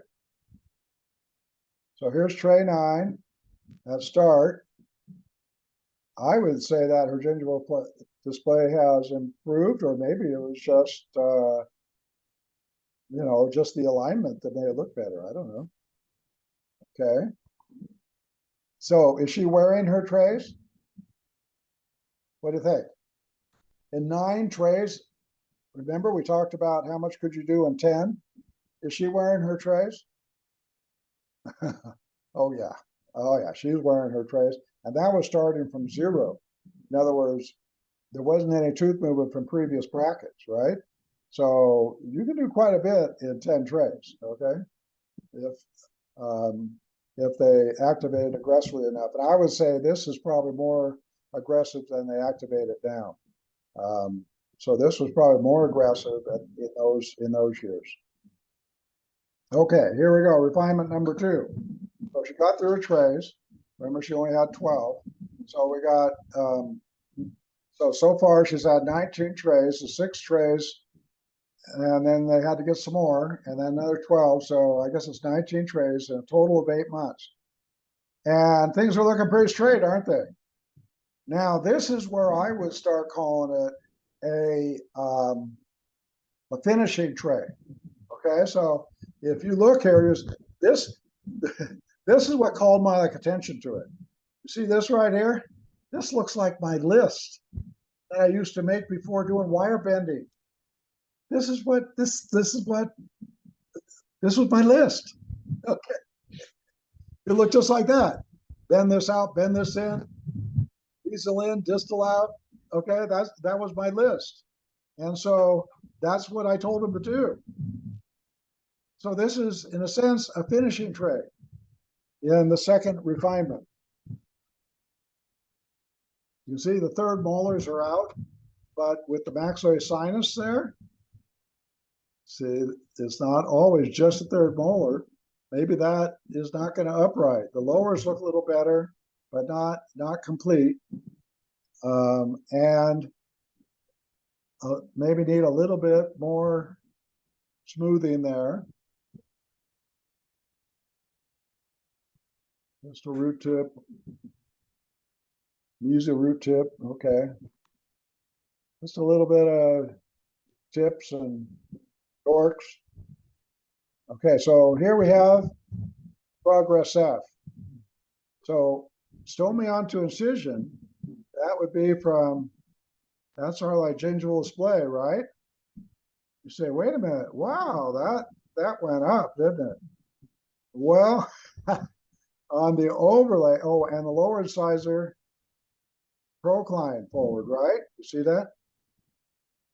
And so the overlay didn't show it going up. What it showed was that the upper lip came down. I don't know. I looked at it several times. That's the way it traced. Lower incisor went up. Remember, that was the one that got loose. It went up. It was supposed to go down. Okay. And this one, I don't see the intrusion. I see some torque. So probably the lower incisor was pushing on that upper incisor. Okay. So that's what happened. That is what it is, to the best that I could overlay it. And I overlaid it more than once to look, because it looked to me like there was intrusion. Okay. Okay. So could the upper incisor torque be related to traumatic occlusion of lower incisor? Yeah, that lower incisor is banging against the upper incisor. Yeah. Okay, so now we have a refinement. She got through all of her trays successfully. So now we have refinement number 2, which is 14 trays, and we're doing a finishing aligner basically. It's looking pretty good, right? And you don't see a lot of big tooth movements here. You see it down here on this bicuspid, and there is a lingual attachment there. You can't see it very well here. And the lingual attachment worked better than the posterior cross elastics. I don't know about that. Modified by, this is a customization by Meath Lala. Okay, now you use the edit tool and you start moving every tooth, moving attachments, adding, subtracting IPR. No, not for you. not for me either. Not for me. And if it's not for me, it's not for you. It's only for a guy that, see, he had to do this in Invisalign. He, you know, to reduce in a specialty practice, to reduce the amount of back and forth with the Invisalign technician, trying to get him to do what he wanted. So this probably took him, I'd say, an hour. He says 40 to 50 minutes. He has to review the case, see what he's doing, go tooth by tooth, see what he wants to do, start moving each tooth, start adjusting the attachments, checking the tooth movements. Oh my God. Now in Invisalign, they have live update. And so he does that. He does this, then he sends it on live update. It comes back probably 10 minutes later, and it's been reorganized. That he has to do it again. He usually has to do 2 or 3 of these on that to get it done. It's a way that Invisalign has to try to reduce all their problems with the technicians. We don't have that, but we have the ability to edit, custom edit in, and I don't even want you doing one tooth up and down. Just tell them what to do. Using that tool, if you want one incisor to go up a 0.5 millimeter, you look at your tooth movement tool and you say, tooth 1, intrude 0.5 millimeters. And if that's exactly even, then go 0.7. So you build in some extra into it, okay? Or you could tell them, intrude the upper until it's level with the next one, okay? Have them do it. There's no reason with these technicians that you should have to do that much work. It's just, and that takes skill, okay? Skill and work. I can't even do it. I've tried it, and every time I do it, I go, oh, what did I do that for? Because you can mess it up, you know? You move one tooth, there are teeth on the other side of the arch that are moving. And in the new system that you're going to be dealing with next year, there's no customization. Do not do it. You either accept it or you don't, okay? And if you don't, you send it to a designer. Okay, now I'm looking at this one here with this little ragged edge here. I'm going, is that going to be built up with composite, or are they going to smooth that off? Well, that to me looks like it's going to be smoothed off. Why? Because it started here in the gray, and since it's white up there, that's extrusion, okay? Okay, comes back in and he customizes again. Why is that? Because they run it through the tooth movement programming, and what he did, there's little errors, and it kind of cleans it up, and now he says, oh no, do it again, okay? This is a true finishing aligner without bending the wire. Okay. Okay, I would rather just give them that big list of overcorrections, and yes, you look at all these teeth, and I give them a list and have it come back. 14 trays. Number 3. Oh, no, this is setup number 3, refinement number 2. Okay, so we're at, what did we do? We did 19 trays and another 14. Okay. So this, if you want to get an idea how much you can do in a finish in a liner, you're looking at it. This is 14. I don't know about 10. You got to be pretty close, okay? Or you got to move the teeth faster. Staging refinement, okay. All right. So here it is, tray 6. At 16 months, a tracking check. So I thought it was 16 months. I guess it was longer. All right. Is this tracking perfect? No. You see the spaces here between the tooth and the material? The material is not this thick. It's not this thick, okay? Spaces down here too. So she's starting to wear out. You see this? She's already at 16 months, and she's a good patient, but she's probably thinking this is good enough. When are they going to say it's good enough? My teeth are straight. Stop it, you know? And then they lose their motivation. See, her teeth look pretty darn straight, you know? So. Okay, this is just comparisons. and they're looking pretty good. So I said, yeah, tracking looks okay. Note there's a missing lingual attachment that must have either not get put on or it fell off. And maybe the tracking is not 100%, especially on 3-1 that needs extrusion. That probably, so basically, you know, take some floss, see if the contact is tight. Now, what's tight? Well, you're all used to doing a crown. You take some floss and it slips through and you say, no, that's got to go to the lab to add a contact. That's what you want for tooth movement, okay? And then at the end, they'll close up all those spaces with the residual space closure. Now on that one, they usually give you 3 trays. You do not have to use all 3. You give them one, it tightens it up. You give them another, it tightens it more. That might be enough. But you need the 3rd one just in case there was a lot of space and they're still packing food, right? Here it is, finished. It says 16, I don't believe it. It's probably 19, I don't know. So anyway, here it is. That's what it says. The treating doctor and patient are very happy. That's important. Both are happy, right? And some of you may have a hard time getting happy, right? You're just going to want to keep going. So if the patient wants to keep going, you keep going. If you want to keep going, you keep going. As long as you can get the patient to give a commitment. That's part of the refinement. How's our gingival display? This, in my opinion, is all you're going to get from aligners. You're not going to get any more than this. If you want more than that, it's skeletal anchorage and brackets, okay? Sent for lateral ceph. Okay, looks pretty good, huh? Would you be happy with that? If you say yes, then do it exactly like I just showed you. Use the same material, do the same attachments, do the same applications. I even point out to you, don't do the posterior cross elastic, especially if you're using class 2 elastics at the same time. Don't use class 2 elastics until you get the teeth almost straight. Then you can start using class 2 elastics, okay?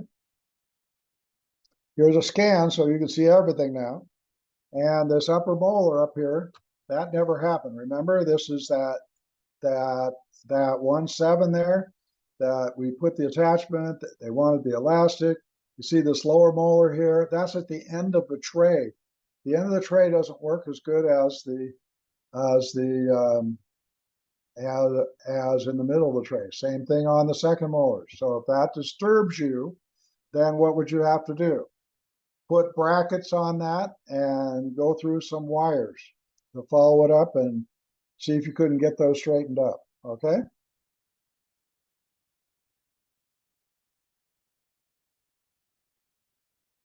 Okay, this is also looking at some of the finishing aligners with the same, I think this is the same one, but I got arrows here and I'm showing you, you compare the start with the end and you decide, okay, 3-2,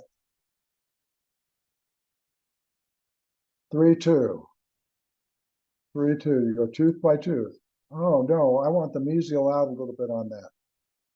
3-2, mesial out. 5-degree labial root torque. Okay, this is your finishing aligner. Get it? 4-5. Make space at least 2 millimeters mesial and distal and upright. Now that does not say make it with IPR or make it with the aligners, you know, as you're pushing it out. Rotation, key tooth. This was in refinement. Remember, we were at about 26. We had 9 degrees to do. See that? We still had to do some overcorrection. Mesial in, distal out. That'll be a wire bend for me. Okay. Same thing here on the lateral. So you want to do the wire bending, or do you want to just tell them do that and then have the trays, give them some more trays. Tell them to wear them. Okay, and then key tooth 2-1, 28 stages total. And that looks pretty good if you ask me. Okay. All right, start and finish. The only thing that catches my eye is second molars, which we talked about that. Lower incisors. Look at these. Look at the periodontal ligaments on the lower incisors. They are very wide, and that's why you could put on some brackets. See all the way along here. They're wide. That's why you can, in a finishing liner, move faster. Look at the periodontal ligaments when you start. They're all very tight. They're not wide at all. Okay. So when you start on your first aligner, they may need to wear it for a couple weeks, maybe not one. Okay. Retention. Should we use only, so this is the question, should we use only clear retainers or both bonded lingual retainer plus clear on top? In other words, a bonded wire. And my reply was, there's been expansion lower 3 to 3, which is shown to be retained unstable long-term. Clear retainer should hold this, as did the aligners, but if there's any doubt, patient will wear the retainers faithfully, then a bonded lingual wire can be added for additional security. Now, what I see routinely is they got a bonded retainer. The patient now says, oh, I don't have to wear the other retainer. That retainer works just fine. And then the teeth move. And then they come back and the teeth are removed. And they're saying, your retainer didn't work. So I stopped using those a long time ago. I went to only clear retainers unless there was a real reason. And what's the real reason? Probably space between the teeth that you're retaining. Okay. Under rotation 3143. And that's with a magnifying glass. Second molars are out of occlusion. So you can keep going if you want. You keep going. If you can get commitment from the patient's interested in fixing those second molars, go ahead. Okay. When's the case finished? Well, I would say that the staff is satisfied. So you got straight teeth, patient's way satisfied. It even said you're satisfied. Is there nothing to correct? No, not really. So probably it's a 4, not a 5. The 5 would be you get the second molars perfect, and then you'd be good. Okay, now let's look at the final versus start. There you go. So something happened there on the first set of trays. I don't know exactly about the intrusion. The lower, that could have been the second molar, doing something to the incisor, because if the second molar doesn't move and it's being programmed to move that, then it can foul the whole thing up. Okay, I don't know, but that's the way it drew out. That's the way I drew it. I draw it as I see it, and then we'll worry about it later. Okay, this is rare to see an overlay in aligners, because first of all, a lot of people don't even take lateral cepts, and if any third party ever criticizes, well, good luck. Okay, because it's standard in ortho to have to have a lateral cept. So just keep doing it. So progressive aligners are designed to deliver comprehensive. Is this comprehensive ortho? Yes. Invisalign is comprehensive ortho. Why? They have to satisfy the specialist. But will they tell you all the things? No. Are they interested in you? No. So I'll call this an Invisalign alternative. And I think it's the only one. And there's still a case selection process. And please use coaching and or mentoring, and do as I did, and you too will be successful. Okay.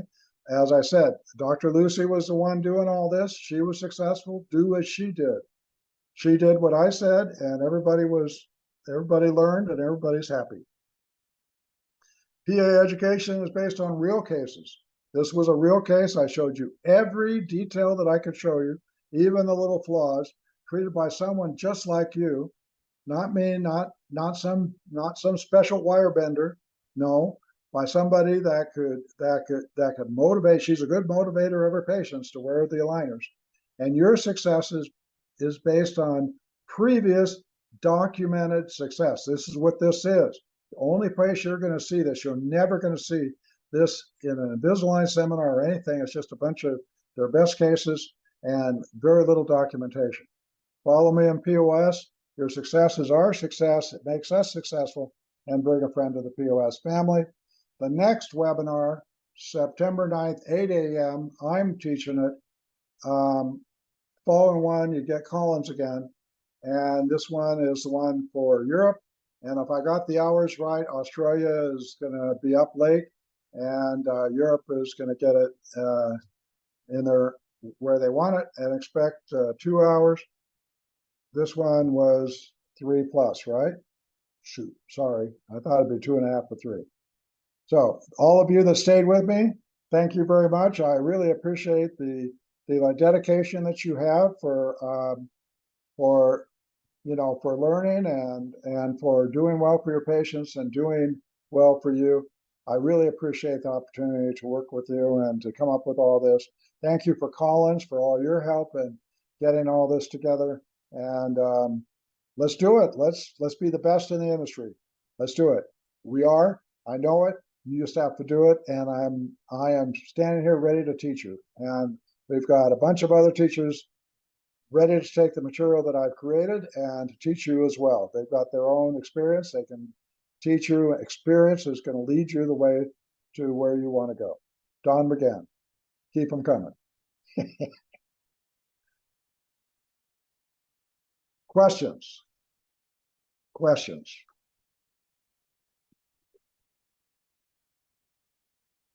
Well, let's see here.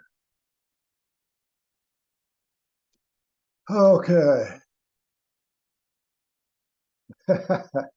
Is there any questions here or not? Let's see here. Let's see. Somebody was falling asleep on their keyboard, I think. Let's see. What was that? Okay. That's what happened. Their head hit all the keyboard, I think. Thank you. Thank you. Thank you. I think you're all tired. Great. They're always learning. Okay.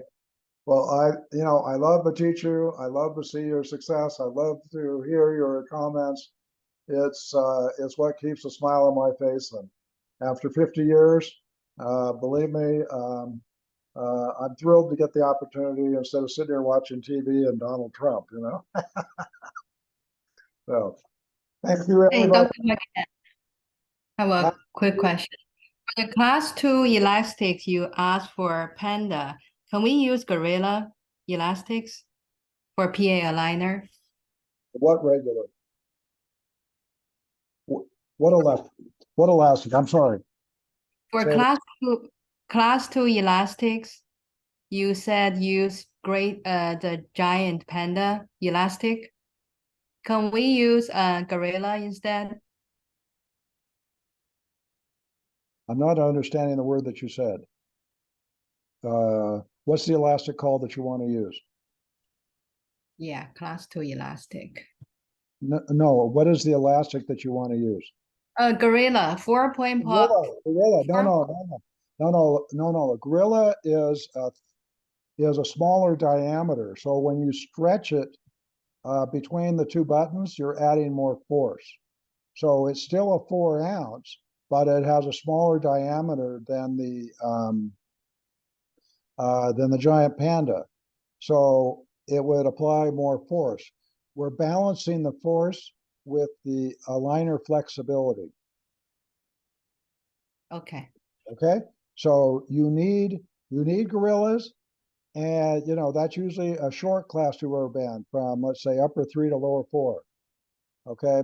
But and then for the long class 2 elastics from the molar to the cuspid, that would be giant Panda. Okay. Thank you. Anybody else? I am happy to answer those questions because we don't want you to have distortions. Again, I said, use what I'm using. You will be happy. Okay. All the way down to the type of elastic and what application. And it's easy enough to get a giant Panda than than a gorilla. It's just one's in one drawer and the other's right next to it. Excuse me, I have another question. I have a patient that only, complain about one tooth rotation, and she has like a bridge, and like she doesn't want to change the bridges, and she just want to fix only that tooth. So, but the rotation is more than like, 10 degrees. So it's not gonna fix with the finishing aligner probably. So do you recommend to get that case or no? Well, I know that you need to look you're at. in the business of straightening teeth, right? I'm sorry? You're in the business of straightening teeth. Yes. Yeah. So straighten teeth.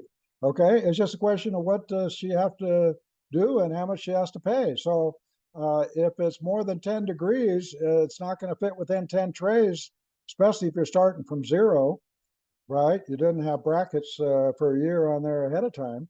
So so just figure on a 20 aligner, and with the 20 aligner, you get the possibility of 2 refinements. So if it doesn't rotate all the way, you can get some more, you can make another scan and get another set of trays until it is straight.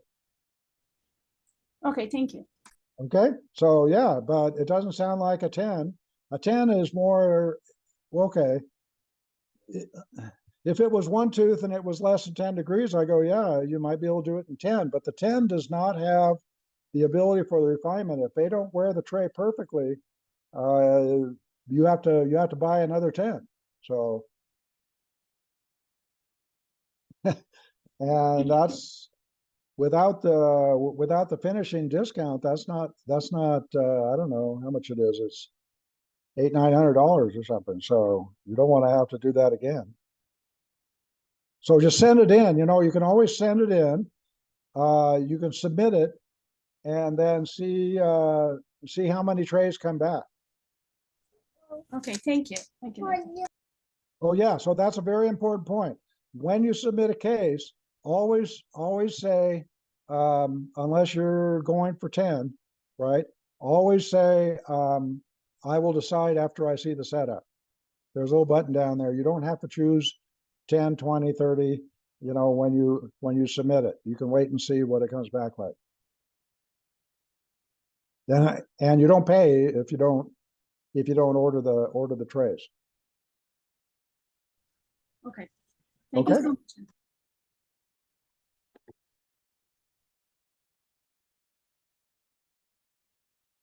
I'm happy to answer questions like this.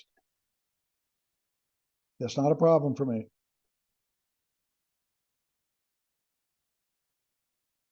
And you can always use your coach too.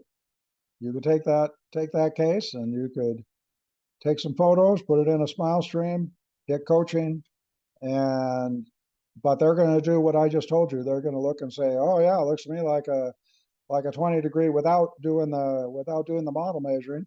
They're just going to look and say, yeah, it looks like about 20, 25 degrees. Okay. 1 degree per tray. Okay. Maybe you can make it in 20, 20 with a 10 tooth revision. That'll still fit under 20. 20 with a 10 tooth, with a 10 tray revision, followed up with another 10 tray revision, just like you just saw. One of them was due to probably wearing the rubber bands, lost tracking. The other 2 were just they wanted something to fix. Hey, Dr. McGann, I have another question. Is that when you use these PA aligners, usually how many engager usually you have on each tray? Do you always get like a full tray with all the engagers, or? Well, yeah, if you don't get a full tray, if you end the tray, let's say at the bicuspids, then the molars extrude while you're biting on the trays, and that makes things worse. So then you get open bite. So you pretty much have to do full arch trays. One arch, I don't know. I'm not. When I say 10 stages, that's 20 trays. Okay, 10 upper, 10 lower is a 10 tray package. But I think they have a different price for single, but I don't do single. There's always something in the other arch. It's not perfect. My question is that I want to know the logic, how the technician come up with the engagers. Like say, like you put in the instruction, the technician come up with engagers, like then you just examine each individual engager, and then you decide which tools you need to add the engager or delete the engager. Okay, Is so that- you look at the tooth movements first before you choose the engagers. And if a tooth is being extruded, well, you put, basically, you're looking at the facial surface of the tooth and how big the tooth is. And if there's nothing to push on, you see, aligners push, arch wires and brackets pull. So if you are trying to push a tooth up and there's no undercut, well, it's not going up. It's just going to slip. So you got to put an engager there. So it's Okay. basically how much surface area do you have to push on. So look at your tooth movement, and then you say, well, like on that second molar, I said, there's not enough undercut on the buckle of that first molar to push it down. You need something there to push against. So, but you don't know that until you know which way the tooth is moving. But keep in mind, they did those key rotations without attachments on small teeth. I was very impressed. So the answer is, how does the technician decide? Well, they've been trained. They're the highest trained technicians in the industry, way higher than any other company. And I think they have to study for a year before they even see it. Before they can get on the line, and that's why they're so good. And so, I'm sure that they like switch on superimposition just like we do, and then they plop on the engagers. But you can change the engagers. That would be one thing that you could probably do in the customization. You could change engagers. You could look and say, no, I want a horizontal one on that one, and they got a vertical one. So you can take that off and you can move one over. They've got different options in the customization, but it's just better just to tell them, change that engager to horizontal. Got it. Thank you, Dr. McGann. Okay, you're welcome. Happy to help you. Okay.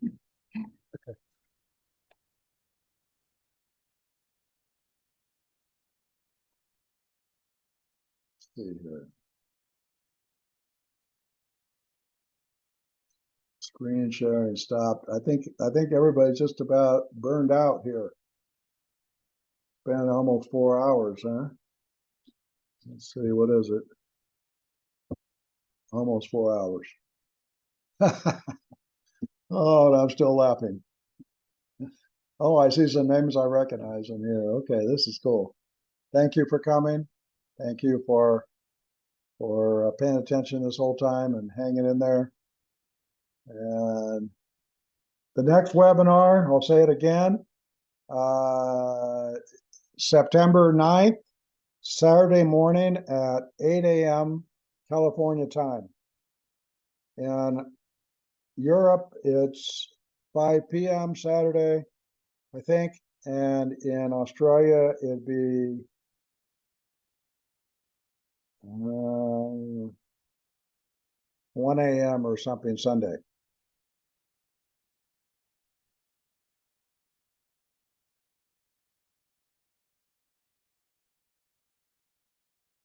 Oh, yeah. Okay. Well, either everybody's left and they left it on,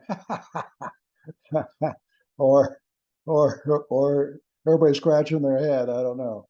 Okay. See, who's supposed to turn off this recording? Is Derek there? Okay, Derek. Okay, I think it's still recording. Oh my God. Let's see. Pause recording. Stop recording. I think I should stop it, don't you think? I think so. All right. Okay, see you next time.